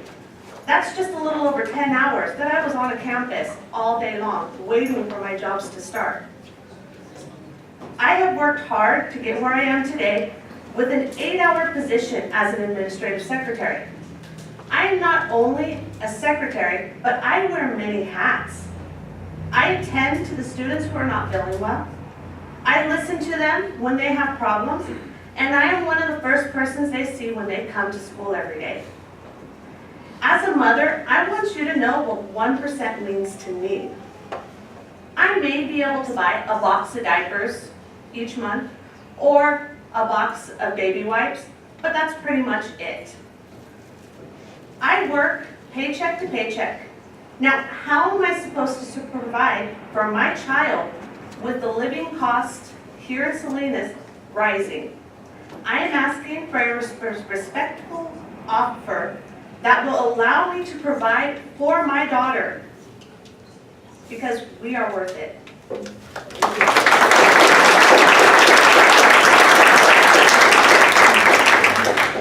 Good evening. My name is Jacqueline Salinas, and I am a classified employee and a parent. I serve several purposes: a health aide supervisor, a counselor for students to come and talk to me about their problems. I ensure both our teachers and parents have all the resources and materials they need to be able to teach our children.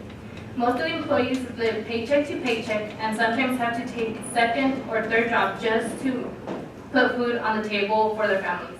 A 1% raise is a disrespect not only to myself but all my fellow classified employees. 1% does not relieve the stress of not knowing where any of our next meal will come from. It does not help me sleep better without having to worry about financial stability and if I will have a home the next week. I ask that you be just and fair and offer a raise that will allow for a decent living because Salinas City employees are the heartbeat of the district and we are worth it.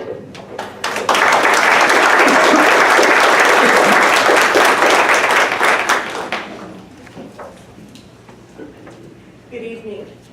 My name is Susie Friedrich, and I work for Food Service and Maintenance Departments.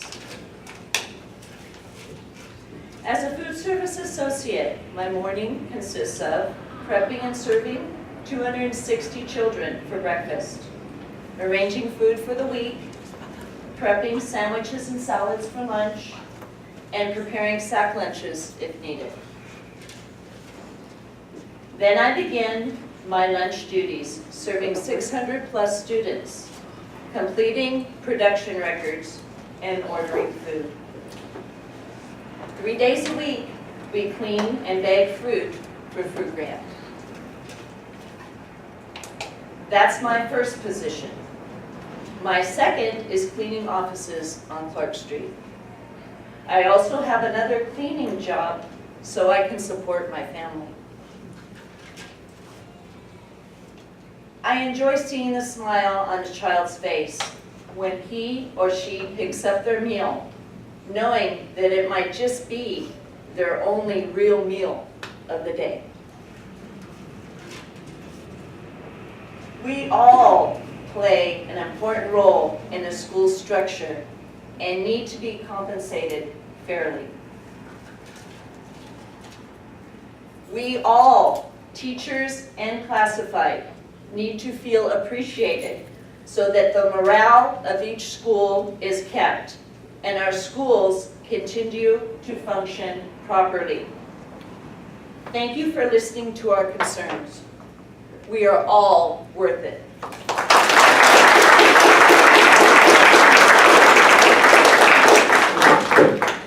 Good evening. I'm Becky Delamere. I'm a food service clerk at Laurelwood. I've worked for the district for a little over 18 years. I'm also the treasurer for CSEA Chapter 149. My everyday duties include bookkeeping, collections, supervising the students, listening to the students, and encouraging them. The best part of my job is all the hugs I get from the students. The 1% that has been offered is approximately 77 cents a day raise for me. $3.85 a week, $15.40 a month. The cost of living in Monterey County has and continues to go up at a faster rate than our pay. I know the district cannot afford to pay the teachers and classified staff what we are worth, but I do believe you can offer us more than 1% because we all deserve more. Thank you.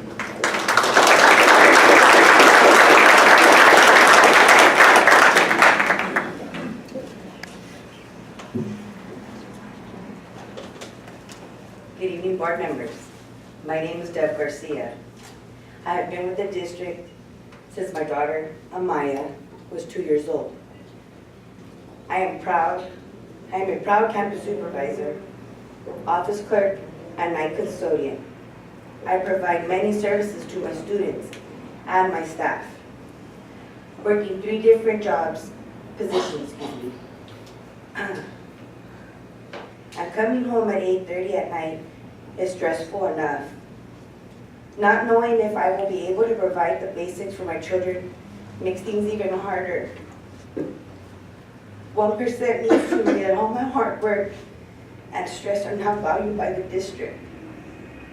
I want a raise that will allow me to provide for my children and shows me that classified members are valued because we are worth it.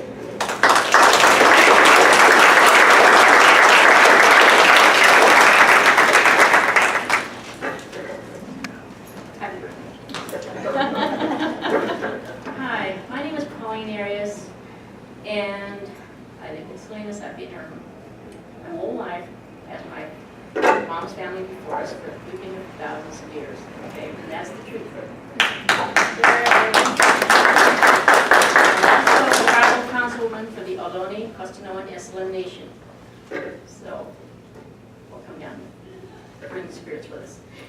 Anyhow, I work for the Transportation Department. I've been in the district on the payroll for 36 years, and 5 or 6 years before that as a volunteer in the classroom. And basically what I'm going to give you is a day in the life of myself. I drive special needs, and the other drivers that are in here. Okay.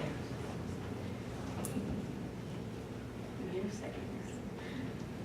My alarm goes off at 4 a.m. every morning, and I'm out the door by 5:45 because I know my job. I arrive at transportation and I'm ready to start checking out my bus by 6:30 a.m. and picking up my babies by 7 a.m. because I know my job. My students are between the ages of 3 and 10, and each one is different from the next in regards to temperament and disabilities, and they are all little characters. I am the first one they see in the morning, and I greet each one by name as they get on my bus for their ride to one of the 3 schools I transport in the morning, because I know my job. I observe each one on the trip to let the teacher know what to expect from the students today. Are they crying or sleepy or whiny? Are they real active or happy and content? And I'm talking about the students, not the teachers. The teachers know what kind of day they can expect, because I know my job. When the students get off my bus, I tell them all I will see them later and to have a good day. I was lucky today. No bloody noses, no one vomiting, no crayons spilled on the floor, and no lost shoes and socks. But that's my job, because I love my babies. By the way, that 1% that was offered tells me one thing. We deserve better because we're worth it, and you don't know anything about my job. Thank you.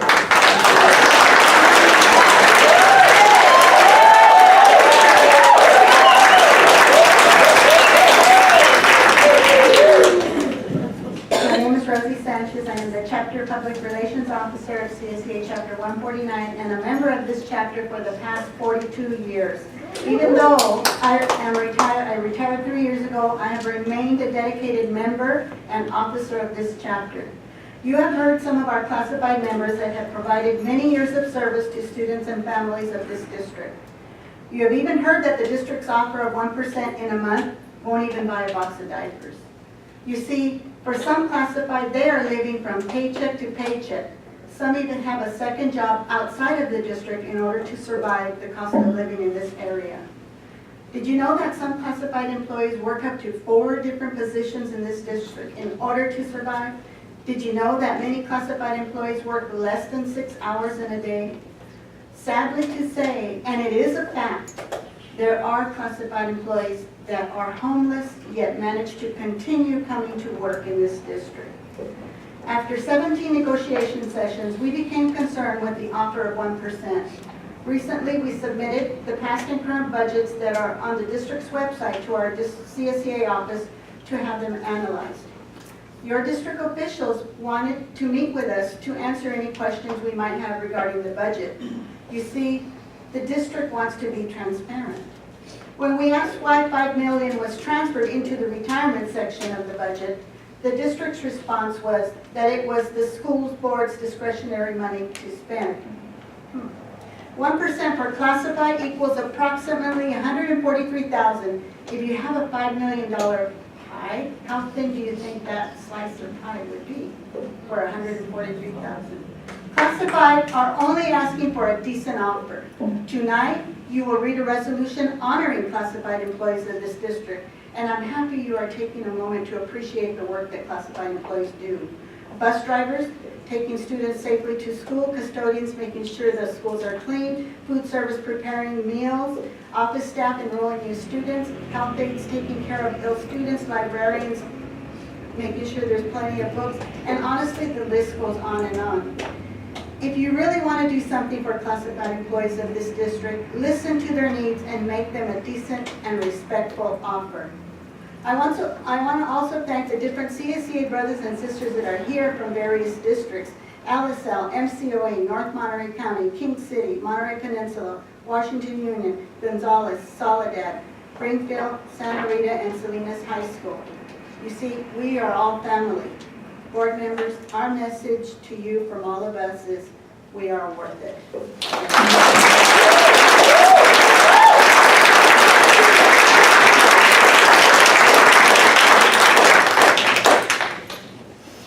Good evening, Board. I'm Carol Rodriguez, special education teacher at Long Meadows. I'm here in support of our fellow union members from CSEA, and I appreciate and happy that we're working together to strengthen our district, because we are the strength of the district.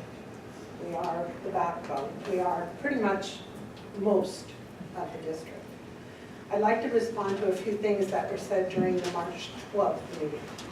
There was mention of the past lawsuit, which was mentioned again tonight.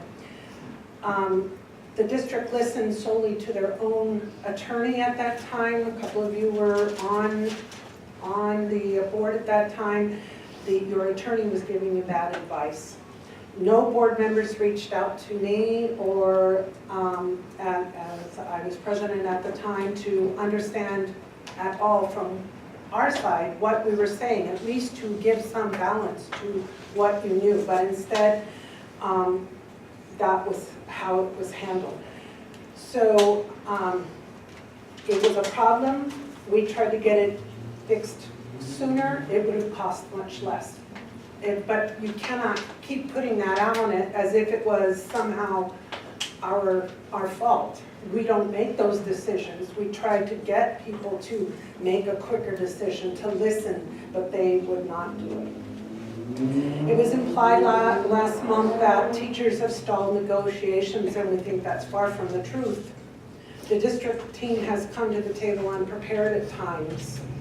The district team has come unwilling to compromise and comes back time after time with the same proposals with no changes. That's not compromise, that's not cooperation, that's not what should be happening. That's what negotiations are supposed to be, give and take. The superintendent commented that she hadn't called the 5 added working days a raise.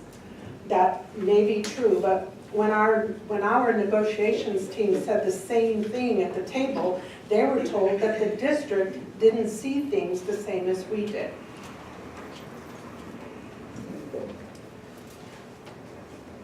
Superintendent mentioned getting 5 days, which included flexibility. We were not offered flexibility except for the 6 online hours, which would still have needed to be done during the month of June. I mean, we're still trying to close our classrooms. You that have been teachers, you know how it is to try to fit in that, and we're beginning our vacations and our kids are out of school. It's difficult. We were not offered one day at the beginning of the year. That wasn't said. And a survey was done 2 years ago. I did the survey, which showed that teachers were not adverse to adding more days to the calendar, but we were adverse to the days being placed at the end of the year. We did not want them then. We do not want them now. It's clear. And we also were adverse to having no say as to when the days would be placed on the calendar. And the idea that there's no more money, I know we just had that whole presentation, but back in the fall, one of the district personnel said there was extra money, but it was at the discretion of the board. Well, what that means is you have to decide what's important to you and where you're going to spend the money. Oops, sorry. So a year ago, there was a large amount of money spent on Edivate for us to have online professional development. Nobody I know has even seen or done anything with Edivate, and that's almost been exactly a year since you guys voted that in, and the administrators had to have it right then.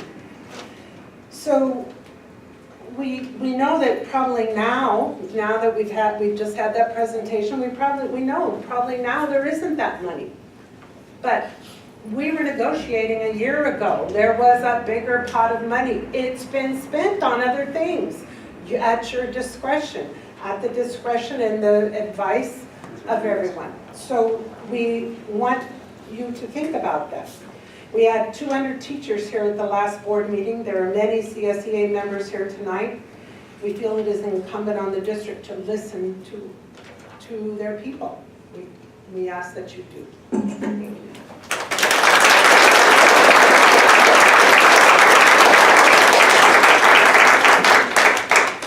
Good evening.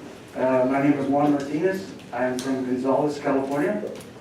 Former trustee at Gonzales at the Hartnell Community College. Served there for 12 years and been involved as a trustee, so I know some of you guys' challenges, especially when it comes to the budget challenge and distribution of your budgets. We had the unfortunate situation where we had a strike, the first one in 35 years for community college. It was not pretty. We had a situation there where the staff was very unhappy. That went on for years before that was settled. Roberta, you would remember some of that. Mr. Kim, happy birthday. And you also were around at that time. And sure enough, Miss Ish and your family's been here for a long, long time as well, so you all know what I'm talking about. You all have this history. First of all, let's avoid that, right? So as a fellow, and Mr. Hoffman, I don't know you, but okay. We got a lot of people here upset at you guys, I tell you that. And I've been to different schools throughout the county, and guess what? This is happening everywhere. And there's good reason for it, lack of money. And people are getting organized, thanks to the political atmosphere in our community. So it's going to just build up more and more. Your report card on you guys and your superintendent is due November. So heads up, it's coming up, right? So get ready for that. I.e., you guys, if you want your money, you got to earn it. And you work hard enough, so November, right? So we all know that.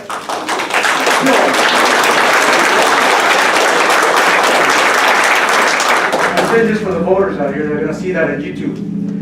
Thanks to West and Dred over here. They've been doing this throughout the county, educating our community about our needs and various issues. I'm here to ask you to place an item on the agenda pertaining to the Monterey Bay Community Power, which is a nonprofit organization that was started by interested people in saving our environment and creating cash flow for our stressed out communities. What we've done, we've created a nonprofit that takes the place of the PG&E shareholders in 3 counties.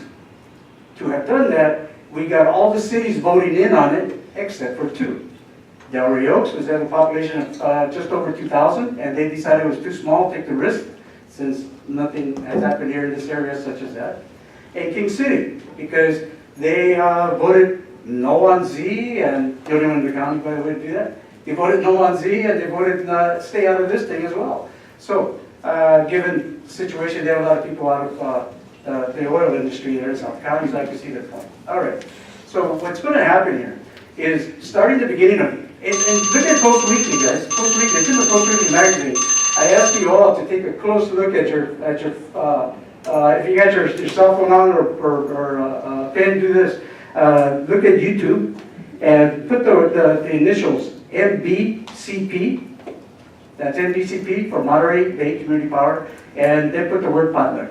You'll see where we're going to start to bring in $25 to $30 million every year without raising taxes, because it's our money already, except that's the amount of money that's been going out to shareholders. Now it's staying in one bank account. And guess what? Most of you don't know about that. Ms. Martinez, if you'd like to put that on the agenda. That's what I'm asking you to do. Thank you very much. And you'll hear more about it when this gets placed on the agenda. Thank you, Mr. Kim.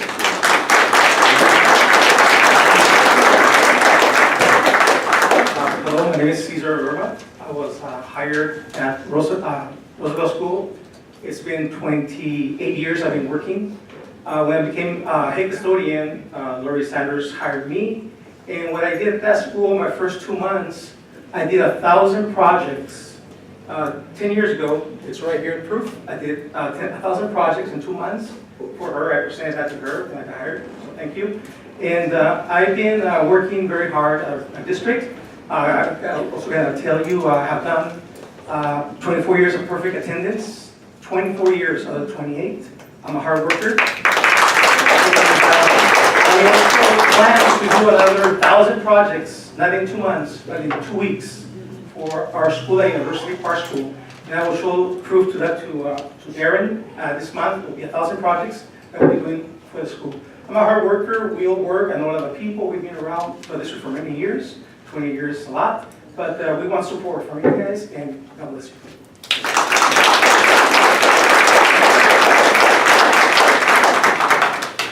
Hi, I'm Geraldine Budenholzer, teacher at University Park School. I'm here to ask a question and make a comment, but I want to say first that I support our classified staff 100%. I could not do my job.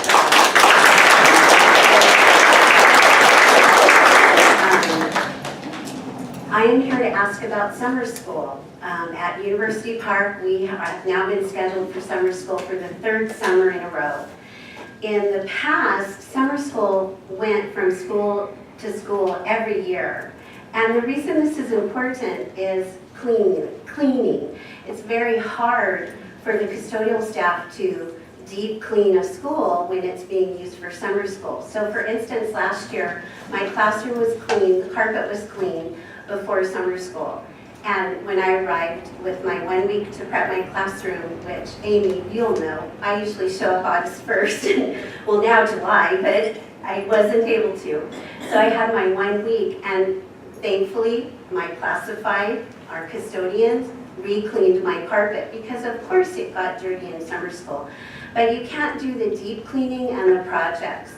Past practice has been that summer school rotated every year, different schools. We have 14 schools now. So you should only have to have summer school every 3 or 4 years, And we're in our 3rd year in a row. Last year we had it when we were getting a new principal. It's very complicated, but I'm asking you if you're aware of the rotation and if that has gone out the window and why we're having it 3 years in a row. And I'm also requesting, if it's not too late, that it be moved this year away from University Park School. And I know you can't answer that tonight, but thank you.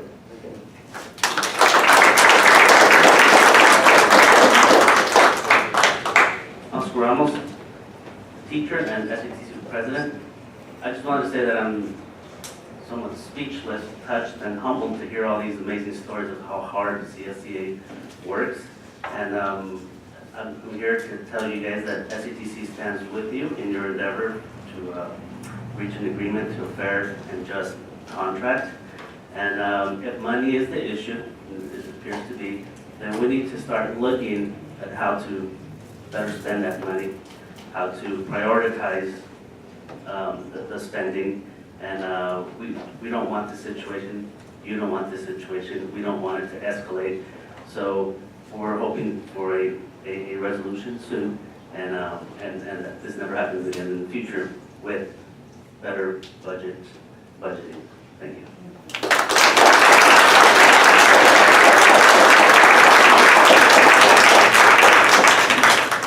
Okay. Thank you all. I'd just like to say a few words. I don't know how many of you know my story, but your stories that you share tonight is much like my story. I went from middle class to poverty level overnight. I was a classified worker at that time. I held 3 jobs, like many of you described. Ms. Arias, I got up at 4 o'clock in the morning. I hit the bus garage for transportation at 5:30. I drove a van for disabled students until I could get to my para job at the site by 8:30. And then when that was over at 2:30, I went back and I drove again. So my story, you guys touched me because it was my story. It was how I had to live for 1 year. I want to tell you that my salary that I received at that time did not even cover the cost of my benefits. I had 2 kids in middle school and in high school. The cost of my benefits was so high in my district that my salary could not even pay for that cost. My number one concern was not losing my home and to continue to be able to support 2 kids, teenagers at that time. And it was a tough 3 to 4 years of my life. I felt it in my heart. I've lived it. I have lived it. I never knew where my next bag of groceries were going to come. And I can just tell you that many, many times there were groceries on my doorstep that I never knew who brought them to me. So I've lived your story. Fast forward 34 years. I'm in a different seat this year, and honest, I thank you, Rosie, for correcting me on that 2% off the schedule. It was so important to me to decline that. The board offered it to me, by the way, and probably they would give me more if I asked for it. I declined it because it was important for me to stand for all employees of this district. I hope that at least you could know my heart was there at that particular moment in that time when I wrote a letter that's on public record for all employees to read. Yes, I make a lot of money. It's been 30 years of struggle to get to where I am today. And the hat that I wear today is the hat that tells me I cannot put this district at risk for bankruptcy 3 years out. That's the real hat. I appreciate Mr. Ramos's comments that he last made, is really looking at ways to spend more wisely. We've been trying to do that. We did that when we put the last offer on the table. We made $500,000 in cuts for our last offer to get a 1% on and a 2% off. That was what we were able to offer at that particular time. Tonight, you heard School Services of California, an independent auditor of budgets, come before you and say the story we've been saying about our budgets. If there's $7 million to be found, show us. Show us where the money is. I understood today that CSEA declared impasse. You've sent your letter forward. I've been feeling we've been at impasse for a few months. And I think this is a step forward because now a mediator gets to come in and again, look at our books and look at what offers are out there and determine if they're fair, if they're not, go back and find it. What is it that we need to do to continually move this district forward? I just want to say that your stories were very heartfelt. I appreciate your respectful behavior. And I truly would. I think if we could offer more, we would. But we can't, as you saw in those red marks on that report, put our district at risk in the future. And so hopefully together we'll find a solution. And again, thank you for being here. Thank you for being respectful. Thank you for sharing your stories. I'm sure that our board members also had heartfelt thoughts as they listened.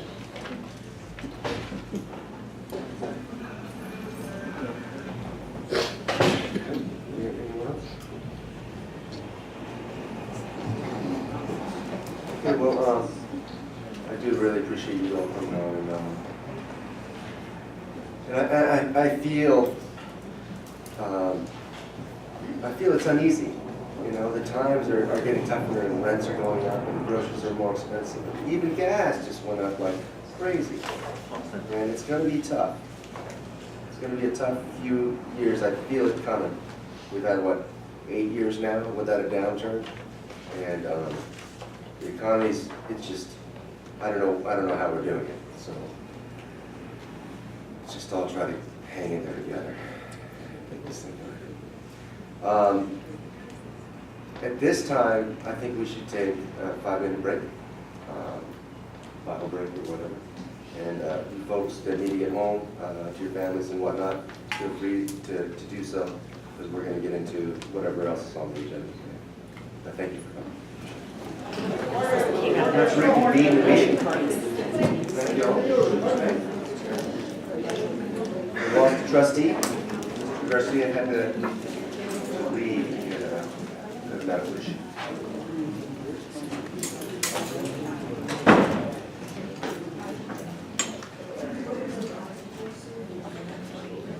board will consider the consent item agenda. Anyone on the board like to pull an item for separate discussion? Does anyone in the audience have any questions, concerns about the consent item agenda? Okay, seeing none, I'll move approval of the consent items. I'll second. All in favor, say aye. Aye. Consent item agenda is approved. Moving on to informational. Williams Uniform Complaints. Dr. Salinas, presentation. Yes, good evening, President Kim, members of the board, Superintendent Martinez. The first item I have is a Williams complaint report. Just to inform you that there are no Williams complaints for the quarter that consists of January, February, March. So just a report. No complaints in the area of textbooks, instruction materials, teacher vacancy or displacements or facility conditions. Any questions? Comments? Thank you very much. Good thing. Okay, so moving on to the next information item. We have before you the revised bus driver job description. And in it, I included the existing job description, and as you can see, it was last adopted by the board May 12, 1975. So it's been 43 years since we've updated the bus driver job description. And we have obviously reflected different job descriptions in the 43 years. And some of those revisions include updated information related to certification, some other responsibilities. The bus drivers currently exert our maintenance of records, even the information related to transportation of students that are wheelchair bound. There's an expectation of the use of technology, and there's also the reference to 3 requirements that include certificates and licenses. So we note the need to have a valid B-class license, a medical certificate, and keeping a CPR, a valid CPR certificate. So we went through the process and worked collaboratively with CSA leadership in the revision of the job description as well as the bus driver personnel. There was different bus drivers that spoke with the supervisor of the transportation, and it's been vetted, and we have before you as an information item a revised job description, and hope in the future to bring it to you again for approval. Any questions, comments? Any bus drivers want to comment?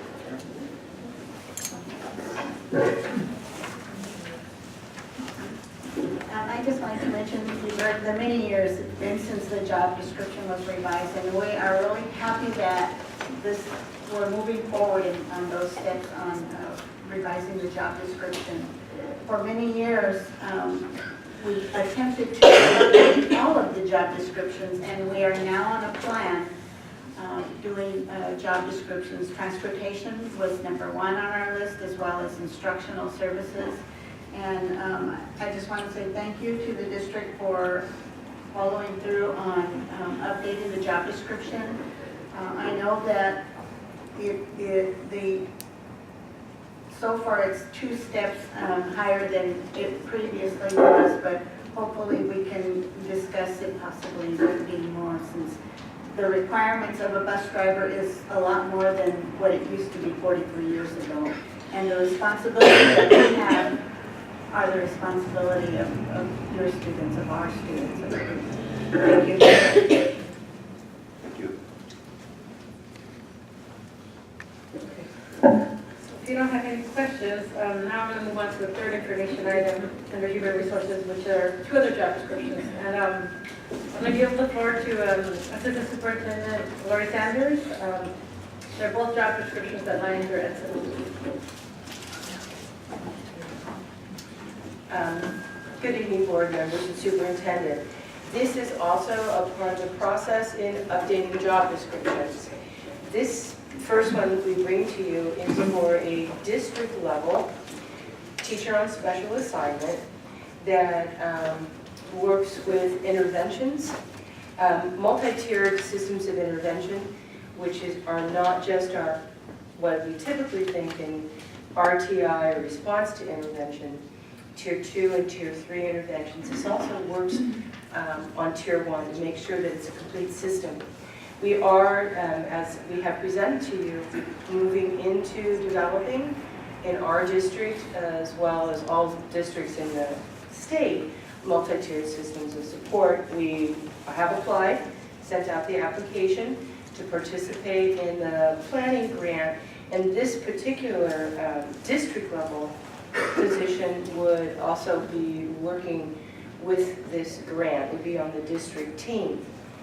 And would be working with administrators and sites to assist them to put together their multi-tiered systems of support, not only in academics, but also in behavior. The second job position is really for a site level person. Currently, we have a resource teacher or a direct services resource teacher that many sites fund out of their own funds, and they also provide intervention services. This is the second position job description in this packet. The main duty is still to provide individual or small group instruction designed to meet individual needs and motivate students in pull-out or in classroom settings. This person is site level and will continue to work with students. But we also added some things to this position, so they are also a resource to teachers. One of the things, for example, is to communicate more closely with general education teachers in the development and progress monitoring of their students' intervention programs. And this would also be, for example, in the differentiated small group instruction during Tier 1 that all students do. So we bring this to you for information, trying to update some positions to current trends in education. Questions? Yes. Thanks, Lori, and thank you for explaining it so well. But my only question is, I noticed it's 184 days, and if this is going to be someone, and I know that's because it's a teacher on special assignment, but is that going to allow this person enough time to interact with, say, site administrators or district personnel, or or is there 184 days flexible, or I know it's because it's a teacher on special assignment. And they follow the certificated contract. Generally speaking, we do have teachers on special assignment, and we do, as they are available, additional work days. For example, our teachers on special assignment who do the new teacher orientation. It's outside of their work year, but they're compensated. Oh, yeah, so I was going to ask, do they get their daily rate of pay then? Yeah. Yeah, that's good. Yeah, because I would imagine you're probably going to be doing stuff over the summer in this direction. Hopefully to start up, and that could be flexible. Okay, thank you. Hi, Diane Kanana, Laurelwood School, 6th grade teacher. I do have questions about this position in terms of, is this creating a new position? Are we taking classroom teachers out? We do have a shortage of classroom teachers. Is this on top of having a coach at every site? On top of having, we have vice principals now, on top of having new special ed staff? What is the direction for this position, and is it going to be at every site? It just seems very vague, and most importantly, where is the funding coming from? A lot of great questions. Right. The district level teacher on special assignment for multi-tiered teachers in support. Currently, we have a teacher on special assignments who's working for interventions, who's transitioning into another position. So it will be an open position. That position, as the district level position, will be funded in the local control accountability plan with supplemental concentration funds. We currently have no proposal to fund with in the LCAP, resource teachers at every school site. This would be a job description that those sites who do fund resource teachers out of their own site monies, and I believe we have 5 currently, that as we move into multi-tiered systems of support, this would better meet their needs. So they aren't new positions, they're new job descriptions. I noticed that on the qualifications, you're looking, or one of these, you wanted special ed credential, right? Desirable. Desirable. They're desirable, but really they need to have multiple subject teaching credentials, but it would be definitely also desirable to have a BCLAT or be fluent in Spanish. And is that desirable qualities because you're seeing that this these roles filling a need within special education also, or? No, the special education, bringing that knowledge to the table for the multi-tiered systems of support, both also in terms of behavior and in intervention would be very valuable. Going ahead and having those set goals, identifying the assessments and the data that's going to be collected and getting that all in a line, those are great skills to bring to the table. One of the questions was, what I heard in the question was, there's a lot of additional staff already at the sites, and vice principals, coaches, other folks who are resource support staff. Now I just have to say that when I go out to the sites and I want to meet with principals, they're hardly ever, or the vice principals are hardly ever available because they are spending a tremendous amount of their time on SSTs and IEPs. And I would venture to say this. So one of the goals that I had as superintendent, because I supervise the principals, was you need to be in the classrooms 40 to 60% of your time. And I don't think that happens, simply because I'm not even talking about the normal course of the day that requires a lot of discipline problems that they're usually addressing, besides doing yard duty and being out, out and about all the time. But most of it, what I'm seeing the interference is with, not interference, but them being able to meet that desirable percentage of being in classrooms is due to the needs of the great needs that we have, most of those being around IEPs and SSTs, and a tremendous amount of time that's being spent. And yes, we do have an additional resource as a vice principal, but there's just, I think the question that really we want to answer is, how do we support all the additional support staff that we have in a way that is going to continually lend to a higher quality educational experience for our kids? So do you see this as being, this position as being the, really supporting that tier 1 piece of a multi-tiered system? Being part of a system that supports that tier 1, not, yes, working as part of a team at the district level. This person is district TOSA, not the site level, that works directly with students at the site. Really is part of also serving as a liaison between the central office and the interventions that are occurring currently. We have our intervention teacher on special assignments, does a training for the instructional aides, holds a cadre meetings for the resource teachers at the sites, or the classroom teachers that are providing interventions so that they have time to collaborate.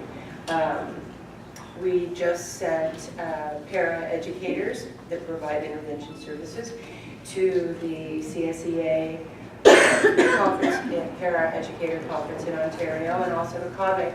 And this person, which we're now replacing it with this job description, accompanied the TSA, IAs, instructional aides, paraprofessionals, to the conference to assist them and hold meetings and discussions and debriefs.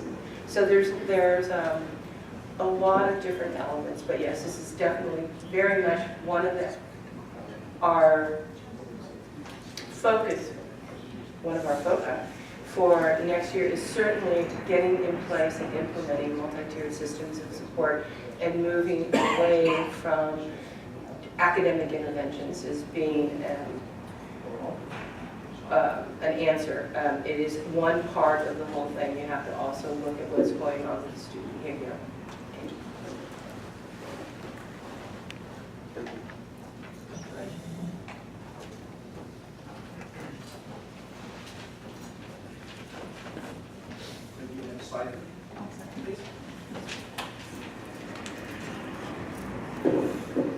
Good evening again, Mr. President, trustees, and Superintendent Martinez. I present the following for information. Ed Code 15146 requires that we review with the board after closing the exact cost of issuance, in this case of the refunding of the Series A bonds from 2008 and the sale of Series C bonds. We closed on the 3rd of April, and I'm very happy and proud to tell you that on that date, a whopping $19 million was transferred to the Monterey County Treasurer's Office for us to use for facilities, improvements, and renovations. So with that, if I could have you refer to your packet, absent the slide coming up right now, and it's very simple. We had budgeted $450,000. $250,000 for the refunding and $200,000 more based on some discounts for doing 2 deals at one time. In the end, we briefed Standard & Poor's and we got our credit rating upgraded to an A+. If we had gone to AA, however, which would have been 2 steps, which was very unlikely, we could have avoided bond insurance. Because we didn't, we added bond insurance to the initial cost. And the advantage of that is it reduced the cost to our taxpayers when the bonds were sold. So it's win-win. Number one, the taxpayers will pay less in interest on the bonds as they repay those from property taxes. And we actually had budgeted $450,000 and we spent $389,000 when it was all said and done. So that $389,000 will come from bond proceeds, so it doesn't come out of the general fund. And I think with that, if we have any questions, I'm happy to take them. I'm sorry the slide wasn't posted. Are there any questions? It's good news. Good. It's good news, double good news. Yeah. Thank you very much. Thank you so much.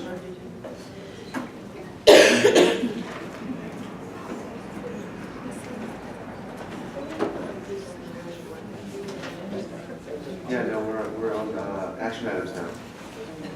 Resolutions.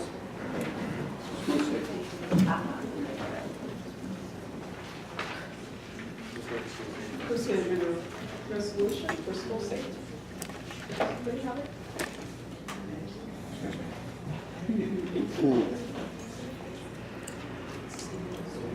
I'm so sorry, but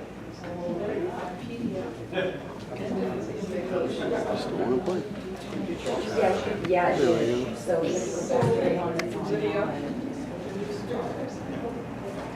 our board agenda on this website ends at B2, so we don't have the rest of the items for some reason on our agenda. if you go to the one on the website and then you click on it, it'll come up. But it's not on the one that's PDF. So if you go back to the website and click on, if you go to the board agenda that's available on the website, and then you go down to action items. Yeah, and then when you, Resolutions are here. yeah, so then when you click on it, the resolution will come up. Oh, you mean don't go to the PDF? No, don't go to the PDF, because it ends, but the other one, if you go back to the board. Sorry about that. Well, this from a. You ready for me to address the resolution 2017-18-14 on school safety? is in your packet for review. It's a resolution, so it requires a roll call vote. This was a request of Vice President Inch. You had brought up, this was based on CSBA's resolution. And I know that several districts around us have approved this. I don't know how many, but I know throughout the state it is one that has been floating out there. So tonight we'd like to move this resolution forward. I believe the department administrator was a catalyst for the widespread support for this, and it's appropriate and desirable. Have a motion approved? Since I brought it forward, I'd like to make a motion to approve resolution 2017/18-14, the resolution for school safety. Second. Okay, roll call vote, please. President Kim? Aye. Vice President Ish? Aye. Trustee Clerk Estrada is absent. Trustee Garcia, not to me, and Trustee Hoffman. Yes. Guys, thank you very much.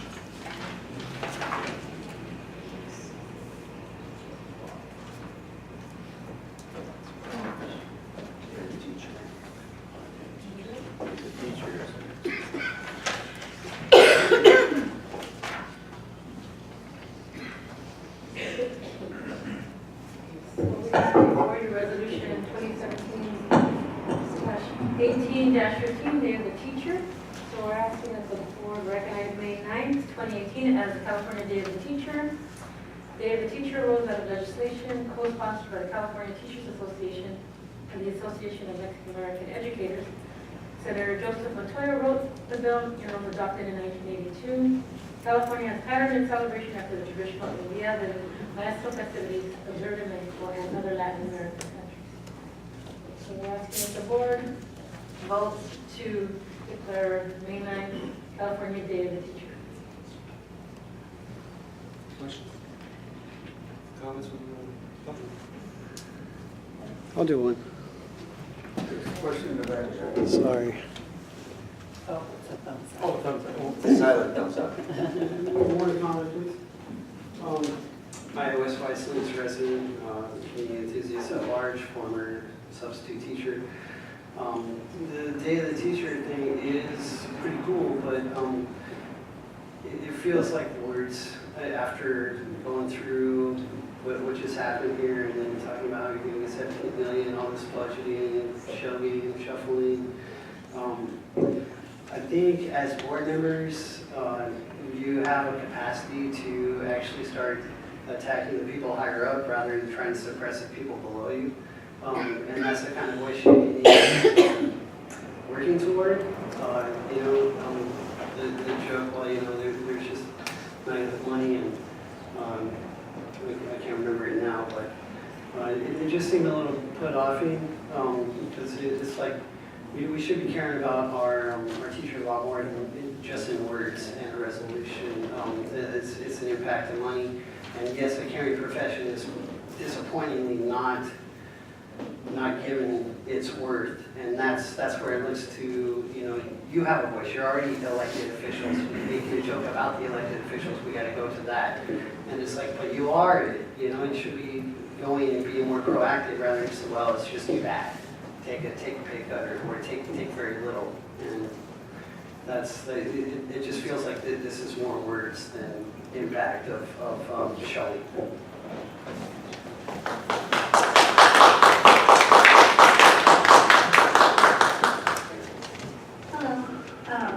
Many years ago, when resolutions came up, the board would read the resolutions and you would vote.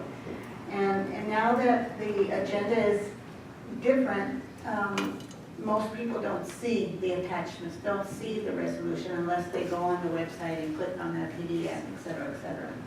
So I think in respect of the teachers and in respect of the classified, I think it would only take a moment for you to read the words so that we can know that you see them. Thank you.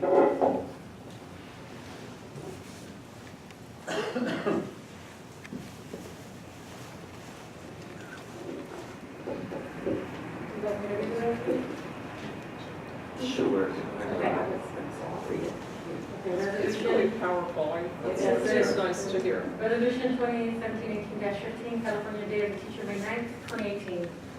Whereas teachers personify our society's belief that universal public education is the key to meeting the challenges of a changing world, and whereas teachers strive to make every classroom an exciting environment where productive and useful learning can take place, and each student is encouraged to grow and develop, and whereas teachers reach out to foster the well-being of each student regardless of ability, social or economic background, race, or ethnic origin or religion, and whereas teachers motivate individual students to find new directions in life and reach high levels of achievement.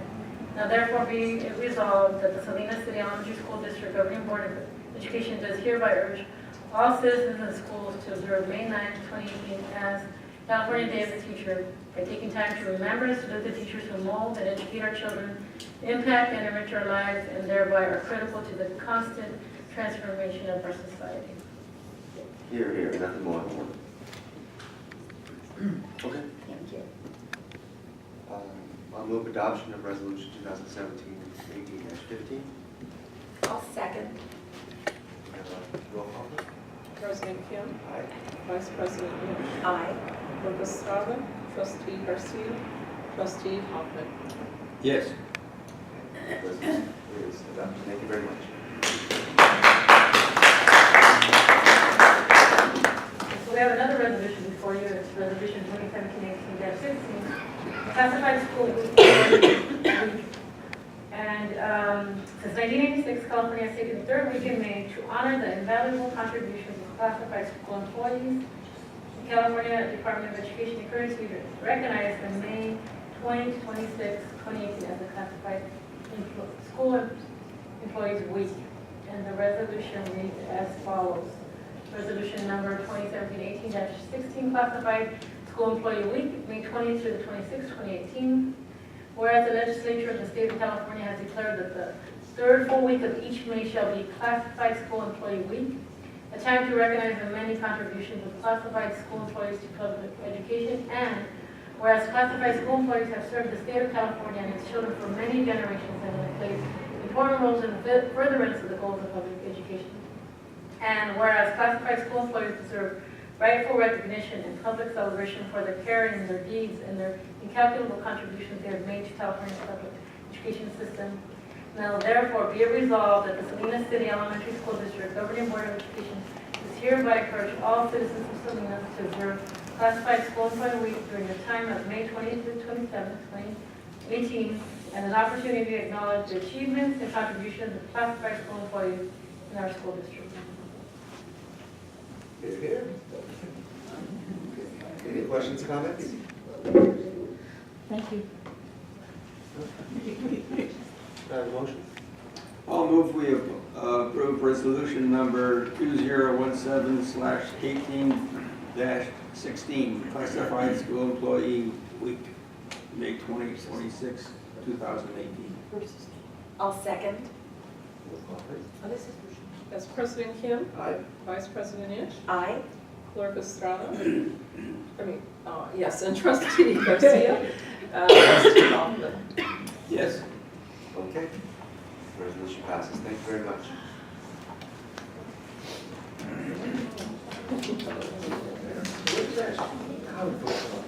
It's Tough right- crowd. It's right here.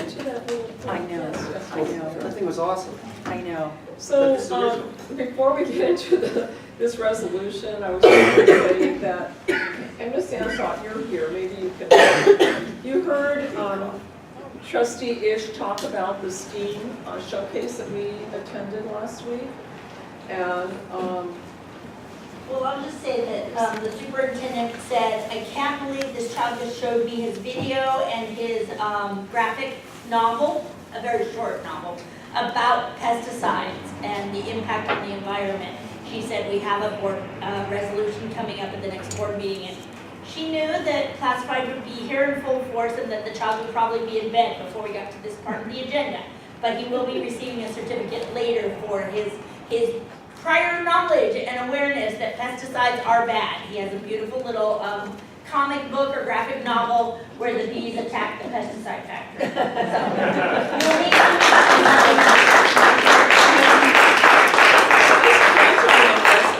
young man. He was so knowledgeable about the subject.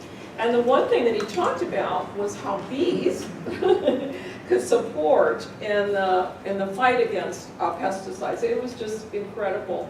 And so at our next board meeting, we will have an acknowledgement. I knew it was going to be a late board meeting this time, and I didn't feel it was going to be fair to keep a young kid up this late.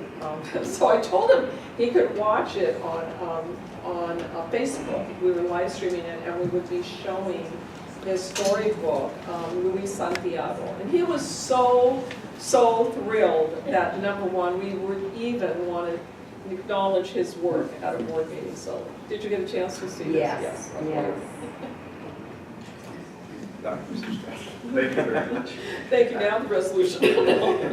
The next resolution, Resolution 2017/18-17, agricultural pesticides, is before you and would recommend approval by the board.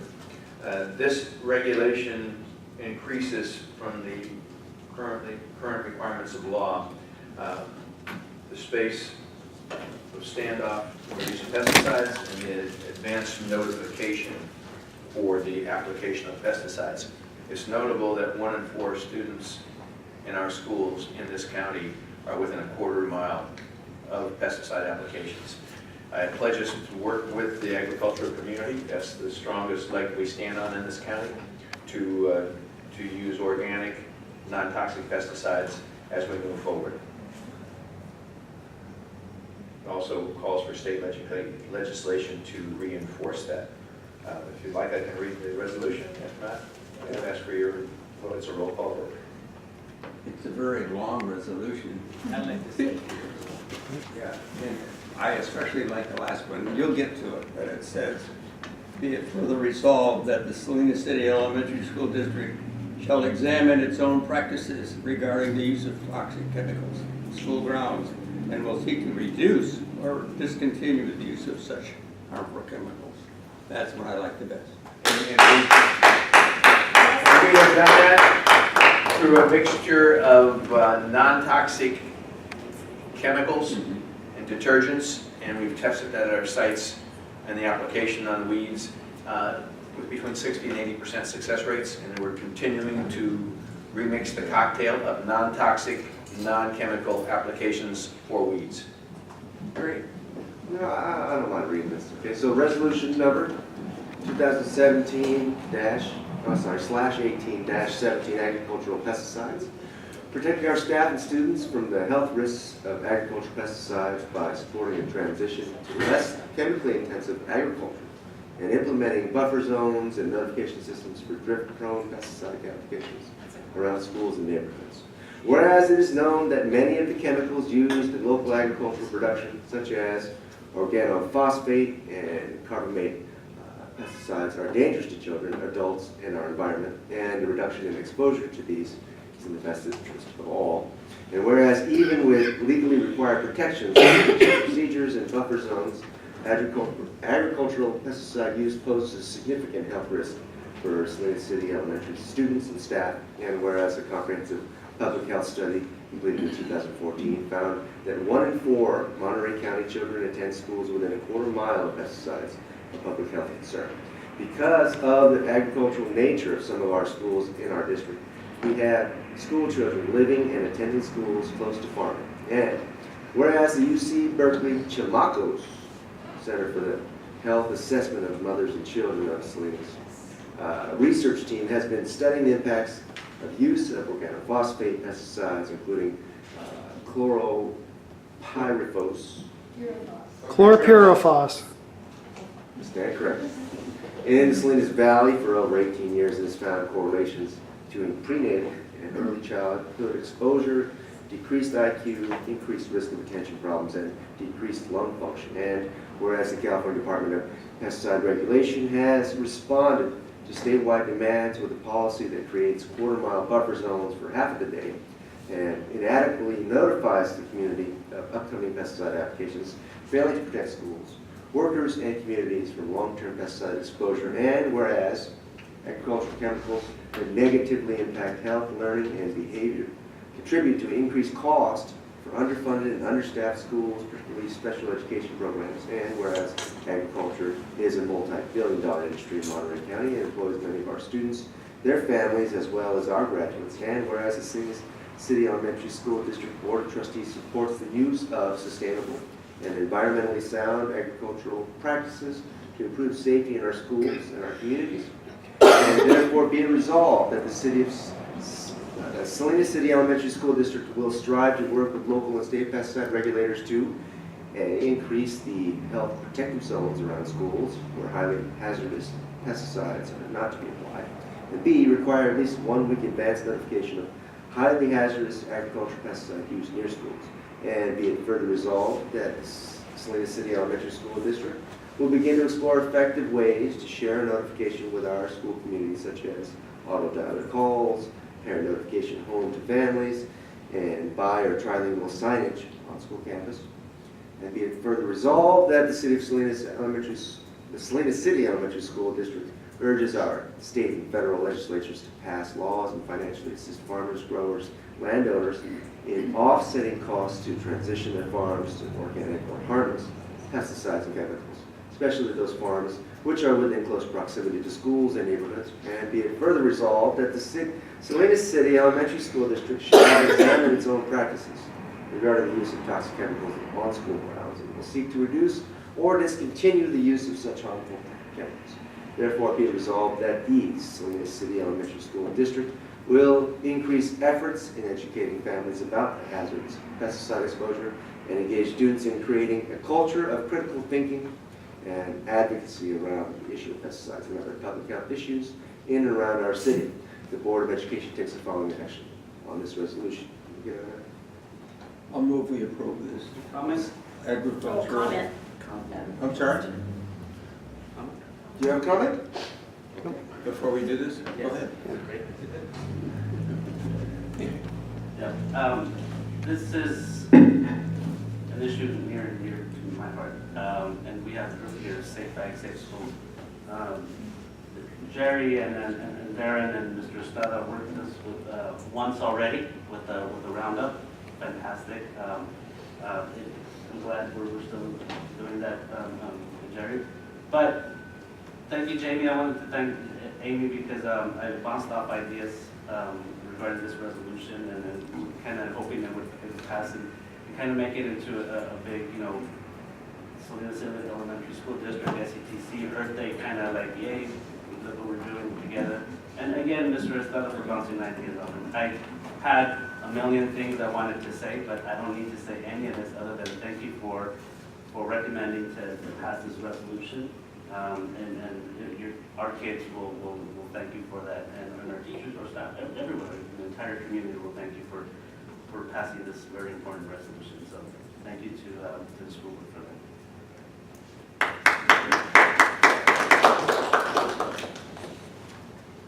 Any other questions, comments? Yes, more comments. Yes, yes. Yes, sir. All line them. Can you go ahead? Unless you're next. No, I'll be last. You'll be last, okay. Thank you very much for considering this resolution. As a former trustee, I also realize that setting a policy in that direction gives it more teeth. So you're making a statement, the world to see, and the public out here to view, which is great. But we do need more teeth on it. I say that because 20 plus years ago, we did this. And the city parks and everybody, the city of Salinas, was using Roundup and everything else. We had dogs and cats all over the neighborhood who were coming out with deformities. So we knew the cats were out, the dogs were out in the neighborhoods, and then the kids and the ADA around in and around the parks, especially Central Park and Tao. So resolutions were passed and policies were created to put warning signs on the schools, on the parks, city parks. And it went well until the administration changed, and then finding that there was no teeth and nobody to follow up on it, it'd be like what we have done with the farm workers in the fields. You put a posting sign out there and nobody's monitoring it. It's like having a stop sign in the corner and nobody's monitoring that, and people are just running it and don't care. In this case, I thank you very much. I wish you a happy birthday. This was one of the three ones for you, I feel, because we were really sharpening our teeth to get ready to do lawsuits on schools because of the Chamaco report and the knowledge that now is out there. You're doing the right thing, because in ag, we fought for 2.5 years. We had all the proof necessary, but we had to take them to court. We won 4 lawsuits, each one over $250,000. Finally, the Ag Commission decided, let's put up the darn signs. And what, 8 by 11 inch signs, they cost nothing, save them hundreds of thousands and millions of dollars in potential lawsuits. And I would hate to see any one of your schools get drifted on. Not that it's your fault, not that it's a grower's fault, not that it's anybody's fault. Nature has ways of doing things, and guess what? People get sick, and they're going to seek the deepest pocket. And thank you for doing the right thing. God bless you.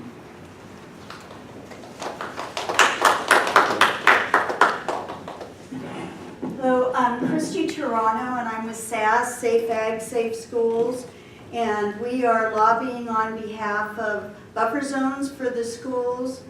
And I personally have come to this and been educated about pesticides in the hard way. My son was diagnosed in 1994 with cancer, and we spent quite a bit of time up at Stanford. And that was 1994. And that's when I started hearing from just about everybody that I ran into, from the bus drivers to the aides to the janitors, that it's well known within the science community that there's a lot of kids that come from Monterey County, a lot of kids who come from Kern County that end up at Stanford and have to go through. My son Justin went through that. It was very, very hard for both he and I and his father and his father's wife, stepmother, and the extended family of his cousins. Everybody felt it, and it was something that we all went through.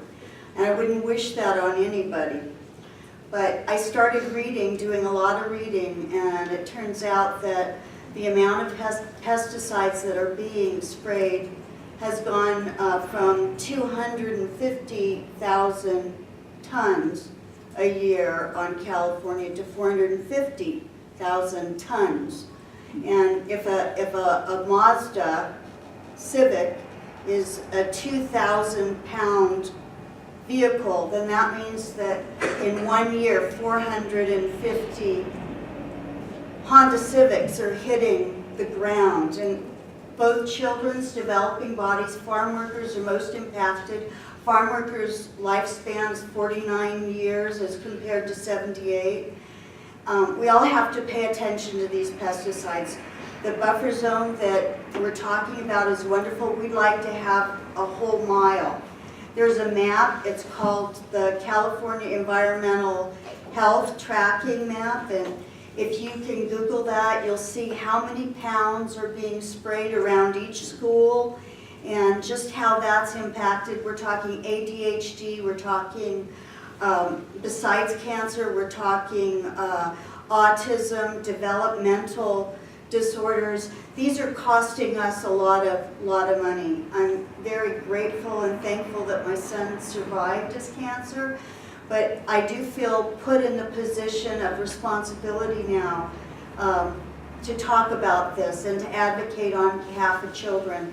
If the FDA and the EPA, the EPA is not protecting us with Scott Pruitt at the helm, then we need to protect our children. And the boards, the teachers, the parents themselves need to advocate.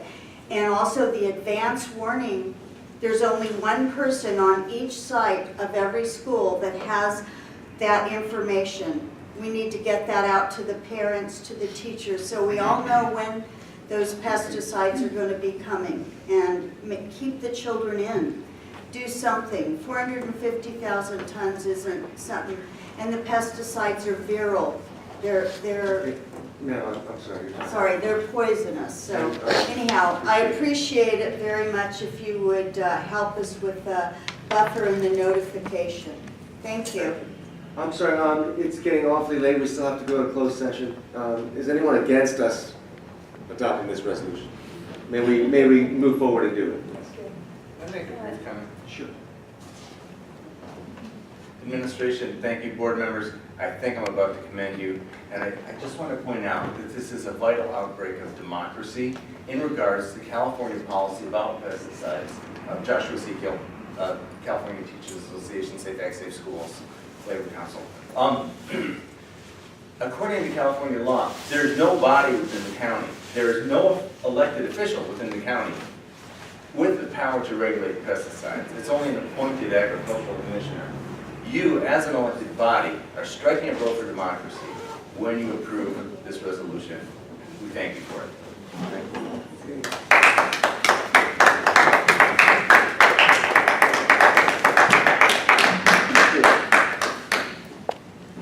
The motion to approve this resolution? I started, I'd like to move we approve resolution number 2017/18-17, agricultural pesticides. I'd like to second that. Roll call, please. President Kim. Aye. Vice President Ish. Aye. Clerk Estrada, Trustee Garcia, and Trustee Hoffman. Yes. Okay, motion passes. Thank you very much.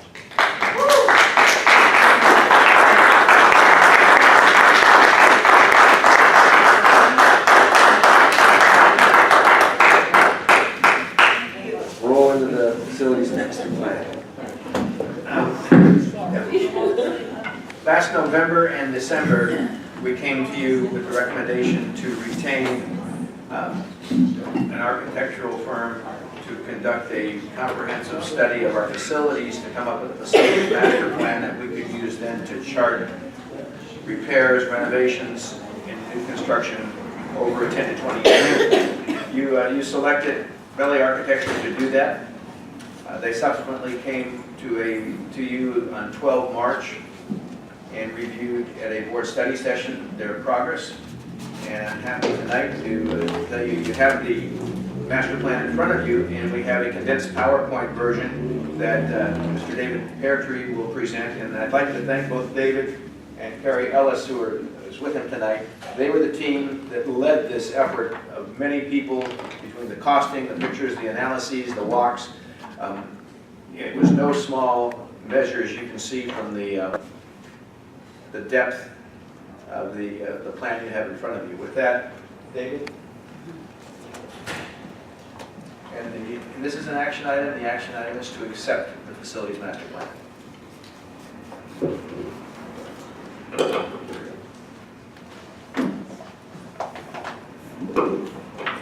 Thank you, Mr. Stratton. Good evening, President Kim, trustees, Superintendent Martinez. It's great to see you all again.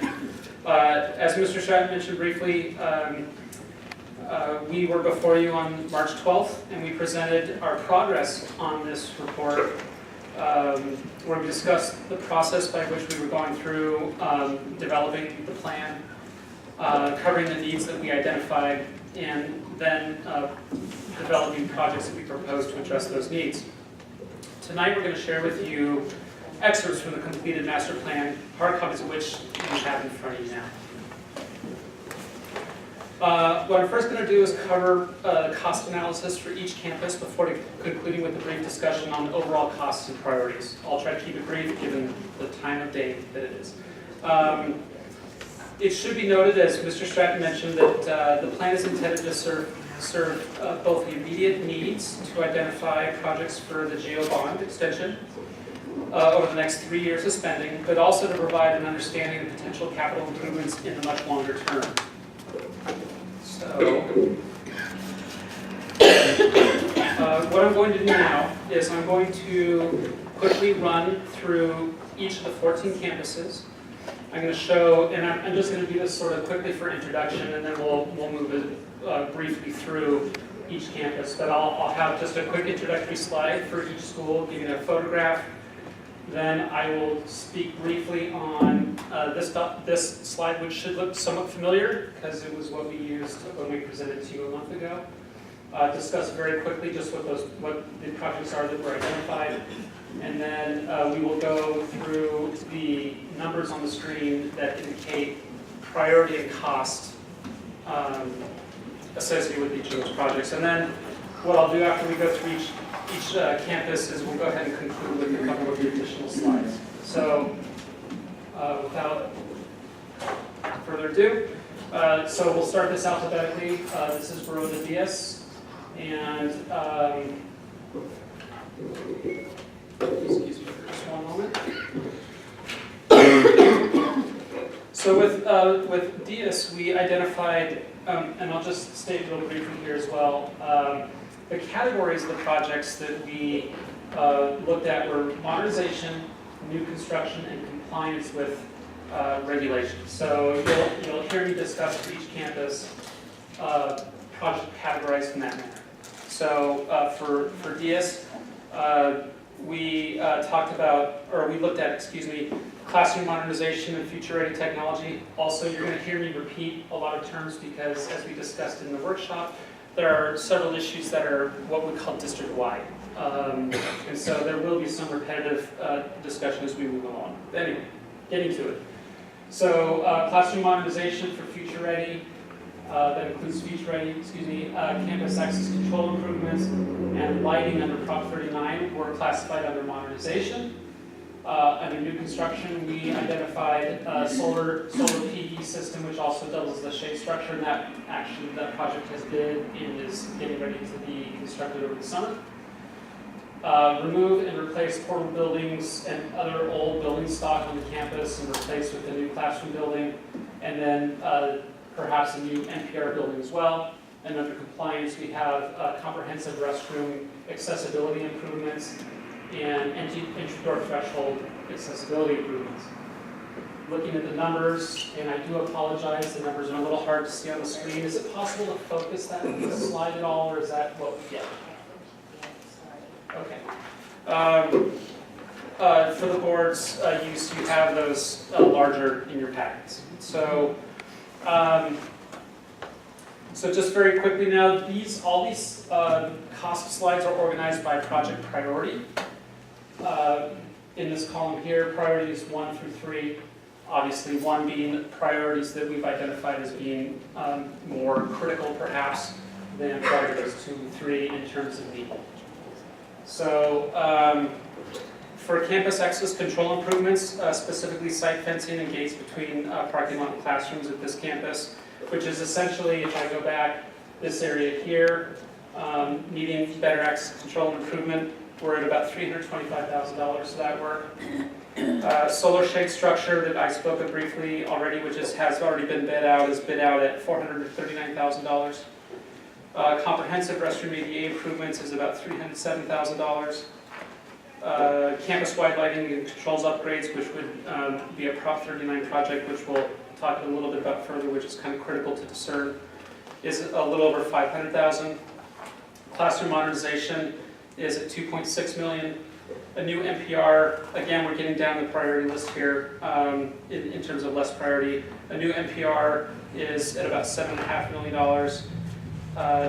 ADA compliance for threshold is a little under $100,000 at $63,000. And a new 2-story classroom building is at a $15 million item. So looking at the total summary, again, apologies, it's hard to see. We're targeting about $26 million, $26.8 million actually for DS. It would cost $15 million to build a building.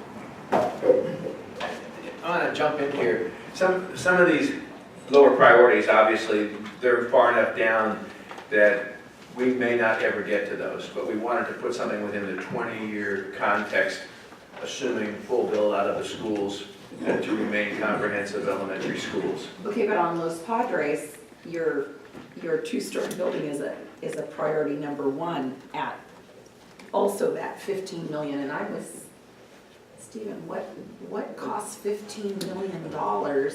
That was a very conservative estimate from the estimator that the Valley Architecture chose. David and I have inspected a building that's it's not a modular or portable, but it's built partly off-site and then put together in about half the time. And the cost was about $7 million, $10 million, depending on the configuration. That's 12 classrooms, and you can have restrooms in there. So Some of these estimates were based on the current bidding community, which is really tough right now. They're paying, instead of $300 or $400 a foot, it's like $700 a foot. And we expect that not to continue. What makes it $700 per square foot? Are there special, like, regulations or materials? Competition for contractors at this point. We, if you'll recall, we thought we could do a job for $100,000 last year at Sherwood, and it came back in at $198. We elected not to do it because I couldn't morally justify the urgency to double down. We had one contractor that bid it, and he knew that contractors are busy right now. We expect that to change. So these are some very high numbers. We might be able to divide by 2 or a third when it comes time to do them. But again, some of the priorities are sufficiently low that we may never get to them. Some of the other priorities are going to be more urgent, for example, Los Padres.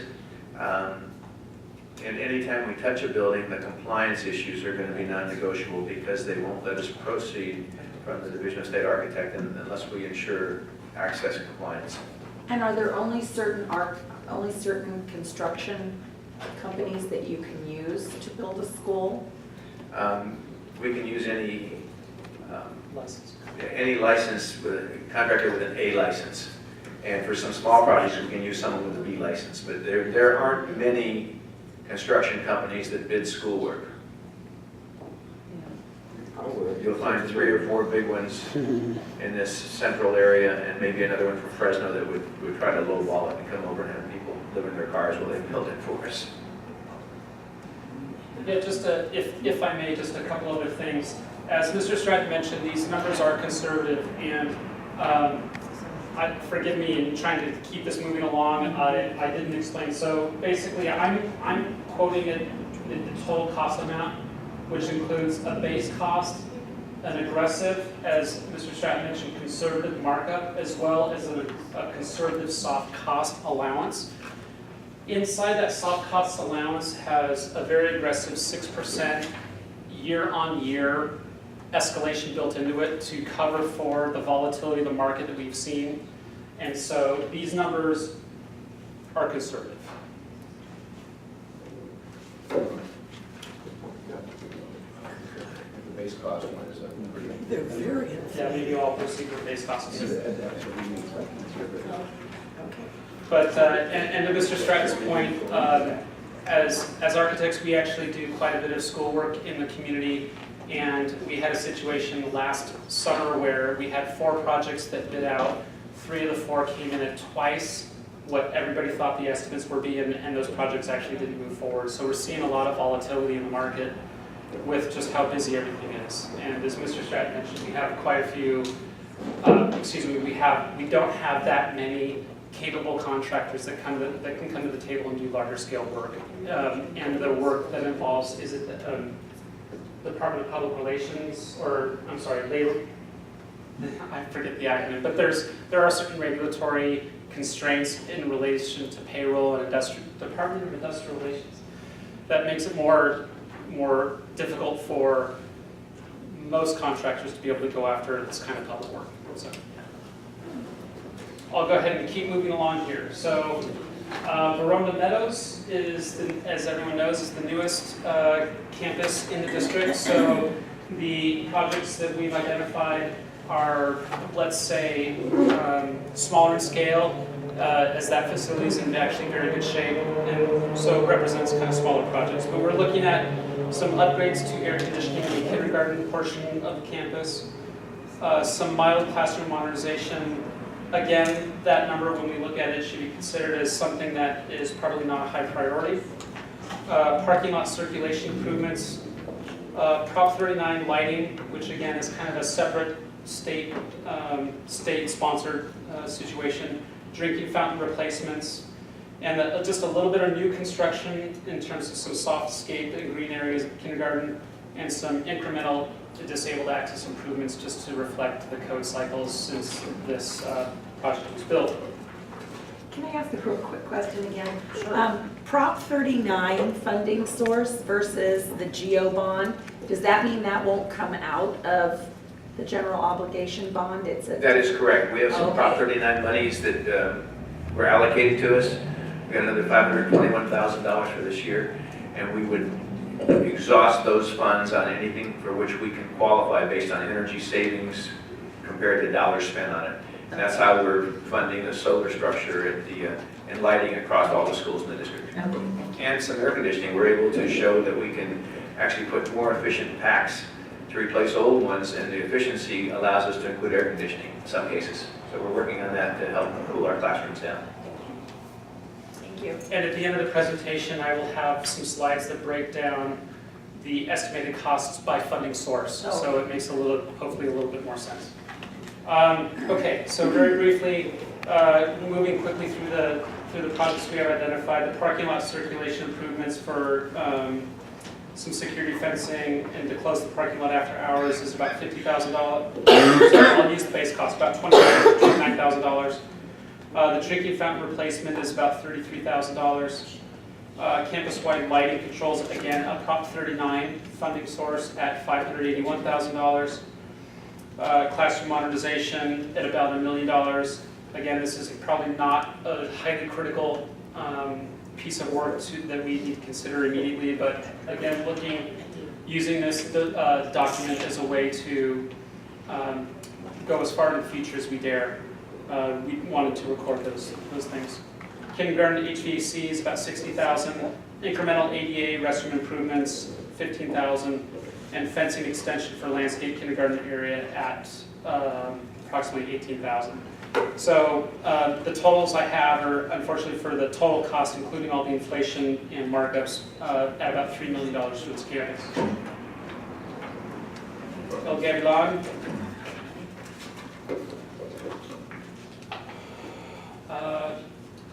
For this campus, we looked at playground repaving and striping as a priority. North parking lot improvements, specifically security lighting, classroom modernization, lighting for Prop 39, drinking fountain replacement. New construction, we considered a new multi-purpose building for this campus. And then in terms of compliance, we have some restroom ADA improvements that need to happen, and some fire department access improvements that need to be achieved as well.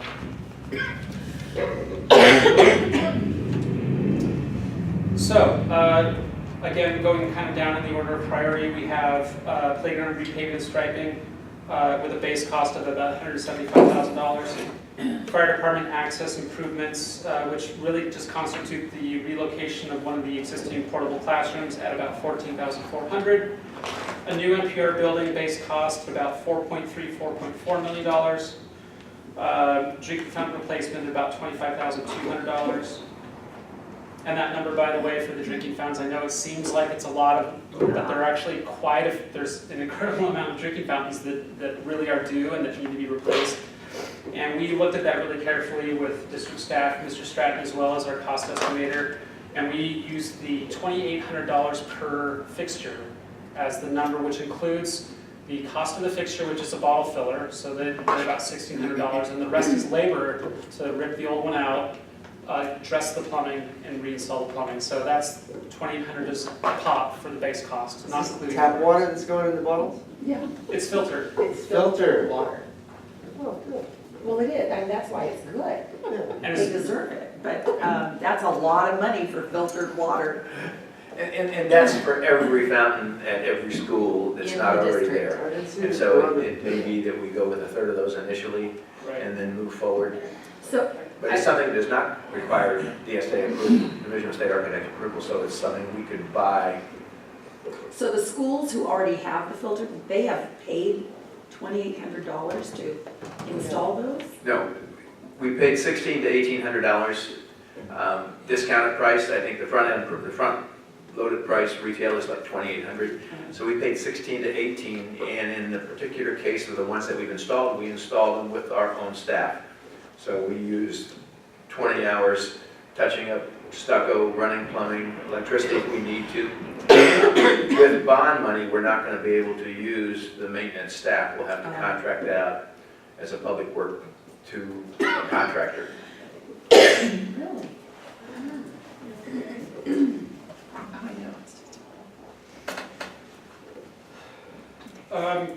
Again, Prop 39 campus-wide lighting, somewhere about $500,000.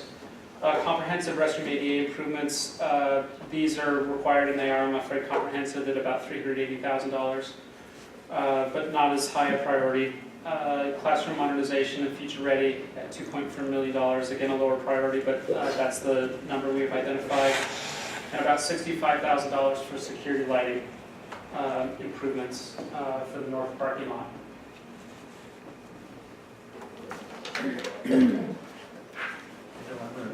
I'm going to jump in just a bit here. Yeah. Then I know you can read the plan totally, but if we can just cover some priority one items and then the total direct cost without the markups, I think that'll give you a good flavor for the things we believe are most important, and we can talk later about how we're going to prioritize those for actual construction. That'll save a little time and. Absolutely. So I'll get right to the skinny end here. So moving to Canon. So priority burn projects that we've identified are comprehensive restroom ADA improvements, new ADA ramp and path of travel improvements, roof replacement at this campus. Most roofs are in pretty bad shape and they need to be replaced, and drinking fountain replacements. So $675,000 for, should I go ahead and I don't think you need the go numbers. into the numbers? Okay, so those are the priorities. Yeah, I think the board members can read those on their own. Okay, my apologies. Okay, Laurelwood. Again, this is your second newest campus. There's not a lot of need here. The school is actually in very good shape, except for its roof. So one of the first priorities is a replacement of the roof. Grass playfield and track renovation has been identified as an important priority one. Exterior dry rot repair, we noticed some extensive dry rot repair in a couple of locations. It's not a big deal, it's just a routine maintenance that needs to happen, and that is a priority one. Drinking fountain replacement, again, kind of district-wide, and as well Prop 39 lighting improvements district-wide. So that identifies our highest priorities at Laurelwood. Lincoln. Our highest priorities at Lincoln are a staff parking lot expansion, a playground repaving and striping project.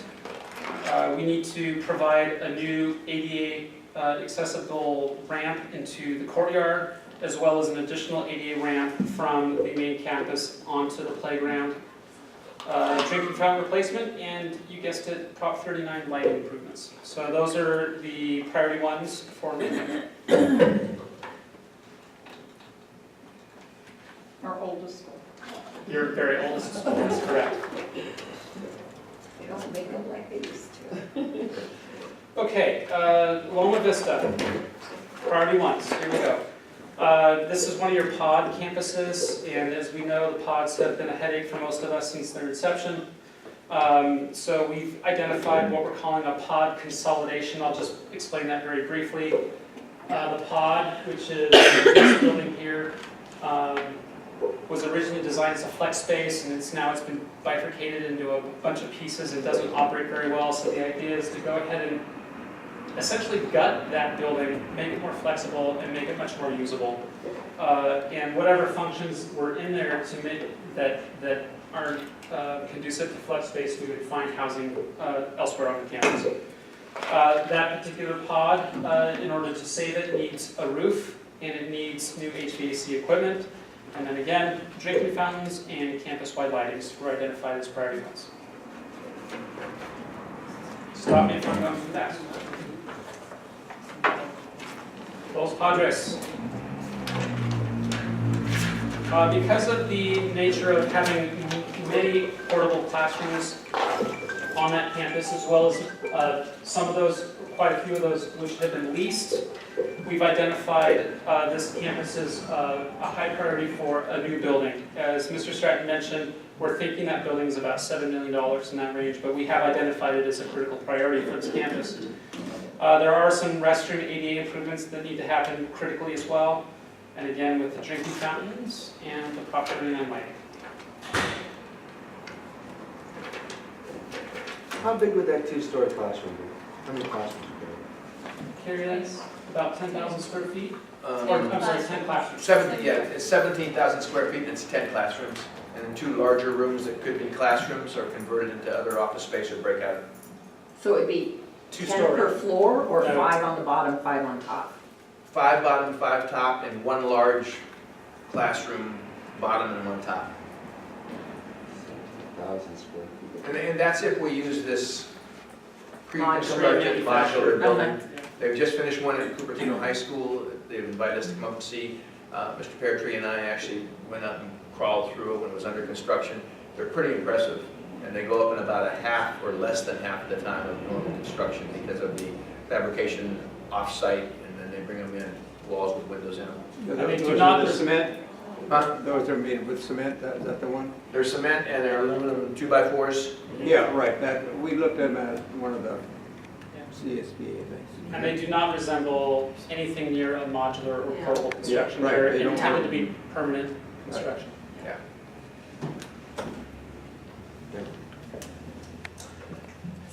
Okay, Yeah.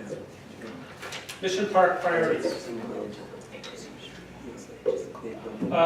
Remodel of existing NPR and relocation of the kitchen use to the extra kitchen at Corona Meadows, thank you. So this is part of our overall idea to centralize some of your kitchen uses and recapture some of this space for student use. So that's a priority 1 for us. Also reconfiguring the fencing outside of the NPR for better campus security, priority 1.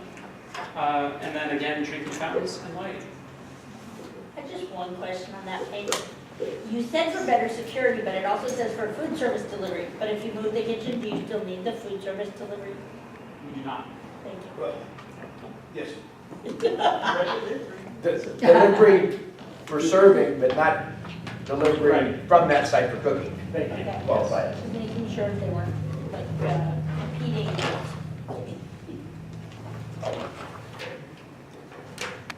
Okay. Monterey Park.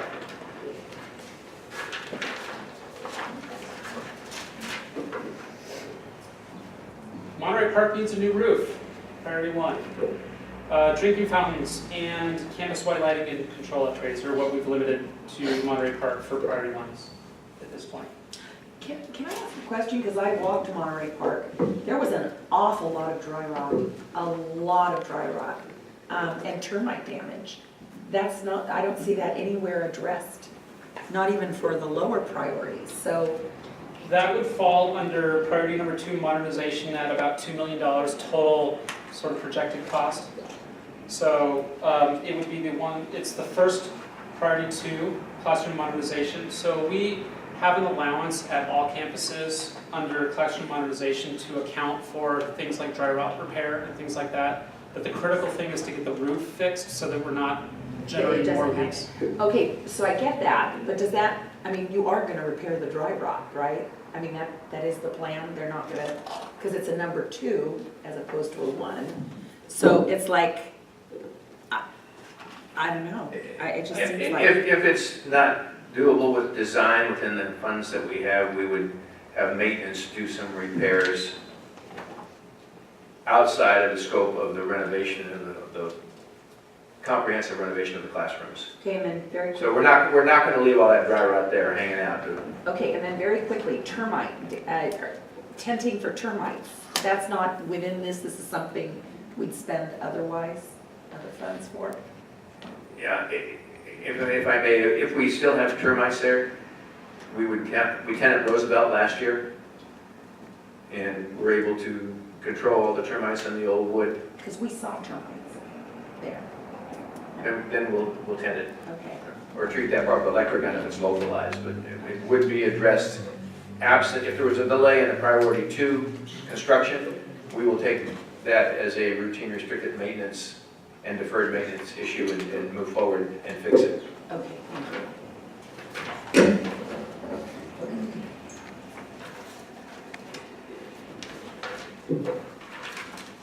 Okay, Natividad. Natividad is one of these schools that we identified as needing a new roof, the NPR. That's a priority 1. We're looking at comprehensive ADA improvements to the restrooms as well. Natividad drinking fountains and lighting are also among priority ones.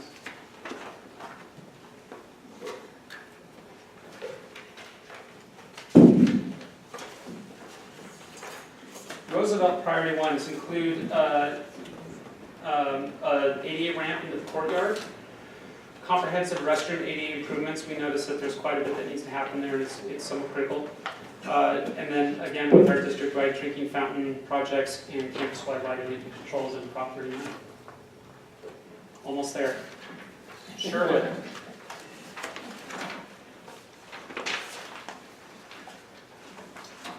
Sherwood has a lot of needs.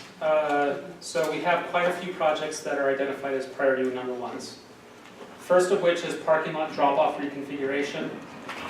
So that's a very busy street, and it really needs to be studied to take a look at how we can make that a better situation for parent as well as bus drop-off. Administration office remodel and access control improvements. That's a project that Bel Air Architectural Group started and has done some design work on, and obviously for campus security, that's a priority number one. The campus is also due for a fire alarm upgrade, because that's a life safety issue. That's a priority number one. Campus is also due for some extensive ADA restroom improvements. And we've identified this campus as potentially needing a new classroom building, as we discussed, a 17,000 square foot, 2-story, 10 classroom building. And finally, our twins, the drinking fountains and lighting, as Prop 39 funds allow.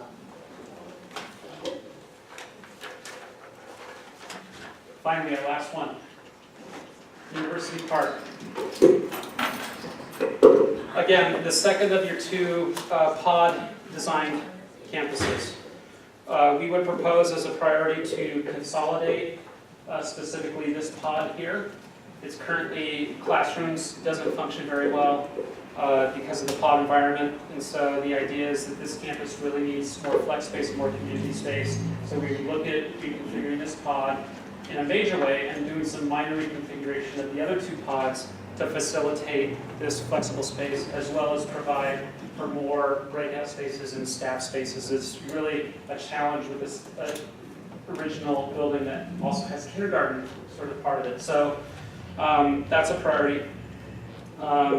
There are some new roofs that need to occur, mostly in the pods that we renovate, so that's identified as a priority. And then drinking fountains and light. So, trying to get to the nitty-gritty here. So here is a cost summary by per campus, also by priority. And so, again, the numbers are not intended to shock, and again, it needs to be stated that this is really looking 15, 20 years into the future. So not only are we trying to identify projects that we could handle under the GEO bond or other funding sources immediately, It's on page 13. but Page 8. we're looking sort of at a really long-term plan. So we've identified a little over $200 million in potential need. And again, this is the it's the markup cost, it's not the base cost. And how much did we get? We got a little less than 20, and as soon as the governor allows the sale of Prop 51 bonds, we should be able to get some matching money for a good part of the construction. The 200 plus million is pretty shocking. Just as an anecdote, I met with Dr. Diffenbaugh, PK Diffenbaugh from Monterey Peninsula Unified a week ago tonight, Monday, and they just finished their master plan, and it's $680 million. They're going out with Measure I to get money from the public with a new bond issue. Who is this? $680 million of repairs to Monterey Peninsula Unified School District. Yeah. Yeah. And then very quickly, we wanted to do a quick summary by funding source, Trustee Ish. So here we've broken out, so under priority one costs, approximately $10 million of the 77 that we've identified is basically projects that are really identified through state other funding sources like Prop 39 or things like that. And our GEO bond is about $66 million of total identified need under the priority one. And then very quickly, just wanted to touch, again, apologies, it's a little small, but as Mr. Stratton mentioned, because there's a 3-year window to spend this money, we we've taken the liberty of identifying projects that we feel are really good candidates to get going as soon as possible, because they have very little need for DSA approval or others, things that would, like long lead design times that would slow them down. So I'll just list these very quickly for you, and then I will be happy to answer any questions. So at all campuses, I'm on the page 40, well, I'm sorry, that's... It's page 9. We've got it right in front of us. We can see it. Okay, so drinking fountains, we talked about it ad nauseum. So drinking fountains are definitely, as Mr. Stratton mentioned, things that we can definitely start hitting as quickly as possible. At El Gavilan and Lincoln, we've identified playground repaving and striping projects that could happen with very little need for DSA involvement.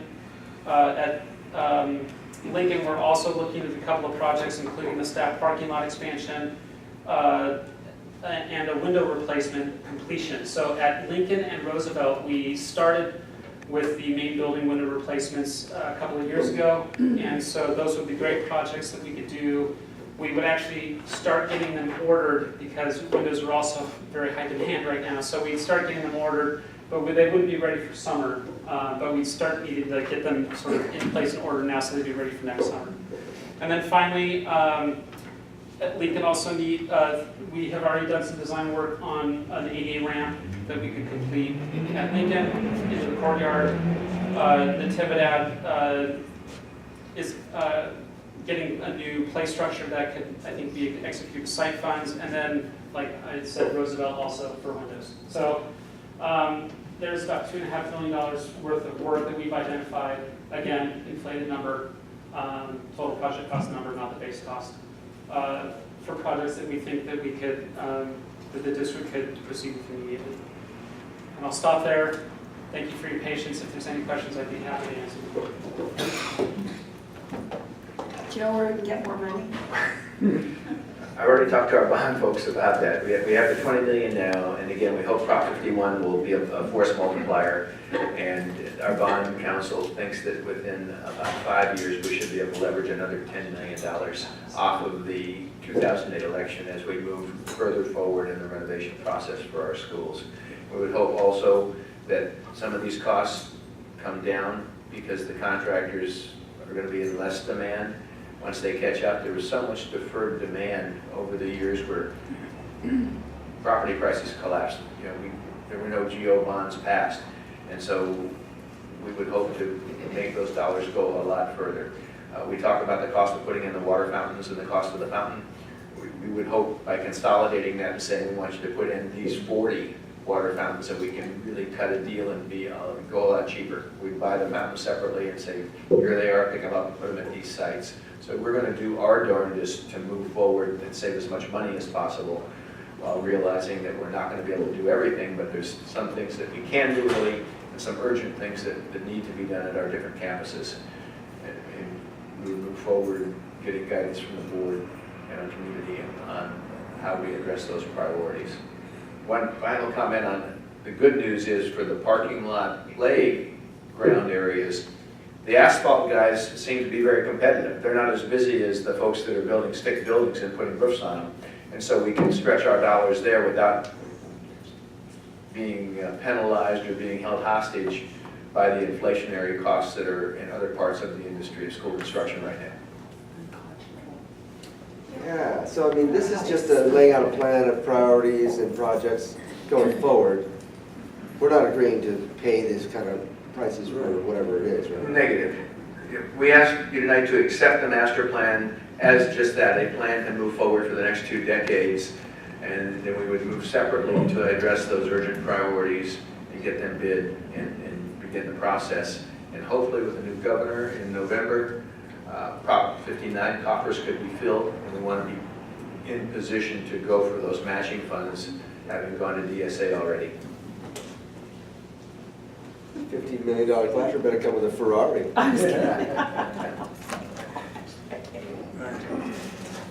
All right, so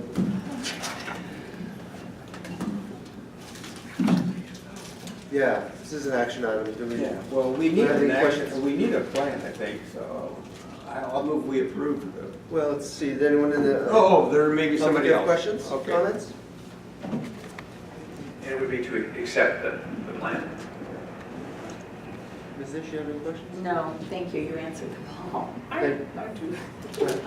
You know, this playground repaving and striping, is there guarantees at how long that's gonna last? Yeah. And I've only asked that because I remember when I was a principal, we went through this, and that thing did not last, especially if you have a really severe winter where the weather just wears down that. Are there embedded in these contracts, do we get some level of guarantees from the contractors that this is gonna withstand not just the normal wear and tear, but how long does this last? Because I just remember, and I've seen, you know, here, even in this district where we've done this, and, you know, the potholes start to still come up within a year or so. So that's my question around the repaving pieces, is when you talk about these non-competitive contractors that are out there, are we gonna get quality work that's gonna withstand just the normal wear and tear? Because honest, I don't think we have like big vehicles on the playground making holes, you know, but the holes suddenly just reappear. So I'm just wondering around that, because you have that, a lot of that embedded in this first priorities actually. Good design work, which is a function of good subsurface testing, will go a long way to getting it right. And we would intend to do that with coring samples to find out what's below the surface. And then we get a good application of asphalt if it's new. And realize though, once that new playground is in or that new parking lot is in, it doesn't just live for 10 years and die or live for 20 years and die. It takes periodic maintenance in slurry and some patchwork, because the ground does move under no matter what we do. But we would for sure get a very good contractor with good subsurface analysis. We're doing some coring actually at Lincoln and El Gap in the next week and a half to see what we have below the surface, so we'll know how to spec the subsurface before we would move forward with an asphalt plate on top of that. So it's not just a patch, it's, they're gonna tack it. This, the proposal for El Gavilan and for Lincoln is to rip it all out and put a whole new surface on there, grade it so the water flows off. If you've been to El Gavilan after a storm, I mean, the ducks are out there swimming. And it's tough right now. The add-on for the parking lot at Lincoln, if you'll recall, we don't have adequate parking for our teachers to park on campus, so they parked on the street and their vehicles have been vandalized. So the expansion on the side street would provide secure parking for teachers off the road, which would also ease parking for parents doing drop-off that has been problematic at Lincoln. And I complained to the neighborhoods across the street. So at Monterey Park School, remember they redid the playground. That was just a slurry, it wasn't a, it's not what Part you're of that talking was new about. asphalt, and part of it was patching existing that was in relatively good shape. Because I know when, again, I've been there where, you know, there's like a little lake out there on a new section of playground, and, When we bid that, we ended up with a contractor that was not our preference. But the other contractor who bid it pulled his bid at the last minute after securing the bid for Los Padres. And so we then ended up not having the person who we thought could do the best job. well, so then getting back to what Martha said, we have no guarantee that goes with it, so there's no, you have to come out and fix this once we see. We do have that depending on when we identify any deficiencies. If there's a latent deficiency that's 2 years later, some sinkage is normal in our area. We have some caliche soil under a lot of our schools that cause that. But we would be very, very critical of the design process, and we're working with pavement engineering on the design of all those repairs and the estimating of them. And they do great work. And we have also talked to a contractor who did a fantastic job at Los Padres, who is prepared to bid, which would help us get the right person. He was also a little bidder by a huge amount. We spent an extra $150,000. And we will patiently wait for him to complete each Yes, school. absolutely. And unfortunately, We were also on a timeline to spend those monies at Monterey Park and those properties. It was emergency repair funds that were given by the state. They weren't our monies or bond monies. And we had to either use it or lose it once we got the funds. But we would be more cognizant of any limitations of a contractor to ensure we got the best possible job. So just, if by some grand miracle, you know, dollars start flying out of the sky from the state office. And we were able to, you know, move on some of the other priorities. This plan is the basis from which we would work from, is that correct? We're not a slave to it, but it gives us the plan from which we can then build our priorities. So I think when Amy and I attended CSBA, was it this year or last year? I mean, this past CSBA or the year before, we had heard a lot around the facilities master plan as being a guiding document for the district as whatever monies come available, or either, you know, you move forward with another bond or something, you know, that you'd rather fly out there. Thank you for the work on this. You know, I do have some other questions, but I think, you know, we can work on those as we work through them. We're not married to these in the order that they are, right? No, and if I may, the master plan, I think, is good to be looked at as a living document. Okay, thank you. So, It's kind of like a budget. It's been assumptions, no.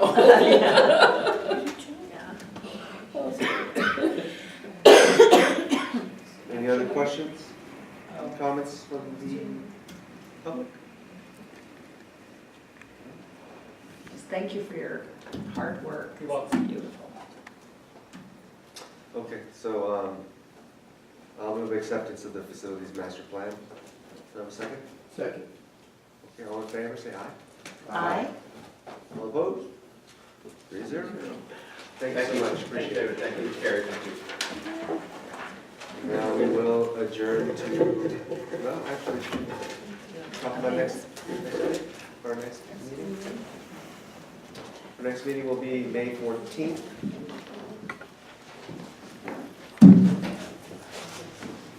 We're gonna have a, I told him to come and see me. Okay, so based on your recommendation, you want that item on the agenda? Is that what I'm hearing? No, well, the public has a right to place anything on the agenda if they Okay. wish, so. Okay. Just a reminder that tomorrow and Thursdays are public school tours at Roosevelt and Lincoln. What I didn't say in the superintendent's report was that on Saturday, Founder's Day, down by the train depot, please bring all your kiddies. Salinas City Elementary School District is sponsoring the children's area, so we're going to have booths out there. Entertainment, it's actually our spring festival. Ron, did you want to talk about the children's entertainment Saturday, that's your regular? Sure, absolutely. So the Salinas Founders Day is going to be from 9 to 3 on this upcoming Saturday, just like Mrs. Martinez said. We're going to have events throughout the day. Our music teachers have different vocal groups from each of the schools in our district will be performing at different times. We're going to have other groups from the schools. We're going to have folklorical groups. We're going to have instrumental music groups. So it's just a great day. So just come anytime and enjoy the things that are there. We also have several booths. Talk about the art too. Thank you very much. We also have several booths that the schools are putting up with different food and other games that children can play. And we also have art from the Monterey Arts Council that's going to be displayed in the tent that we have there, along with some other theatrical performances we're trying to set up there in that tent. So it's an exciting day. Exciting. So, like Mr. Warner said, we have the celebration for our choir, for our singers to come and sing by grade level. There's a whole schedule if you want to know what it is. And, but also, we approved a contract with the Art Council, and this is their opportunity to display the student art that they've been working on at our schools, all schools. And so we have a tent, and I just would like to thank our Salinas City Elementary School District Foundation that they sponsored $3,500 to pay for the stage. And for the kids to perform on. And there's also varied performances in between each grade level's singing. And they also paid for the tent. So both of these items are quite costly. And our foundation agreed to pay for these items. So thank you. And hopefully I'll see you tomorrow. So, board bylaw 9323 says that these meetings will be over by 10:30. It is now 10:25. We still have closed session work to do. Do I have a motion to extend the meeting to, say, 11 o'clock? I so move. I second. Okay. All in favor, say aye. Aye. Aye. All right, so we have a little extra time. Let's adjourn to closed session. Thank you all for coming and being so patient.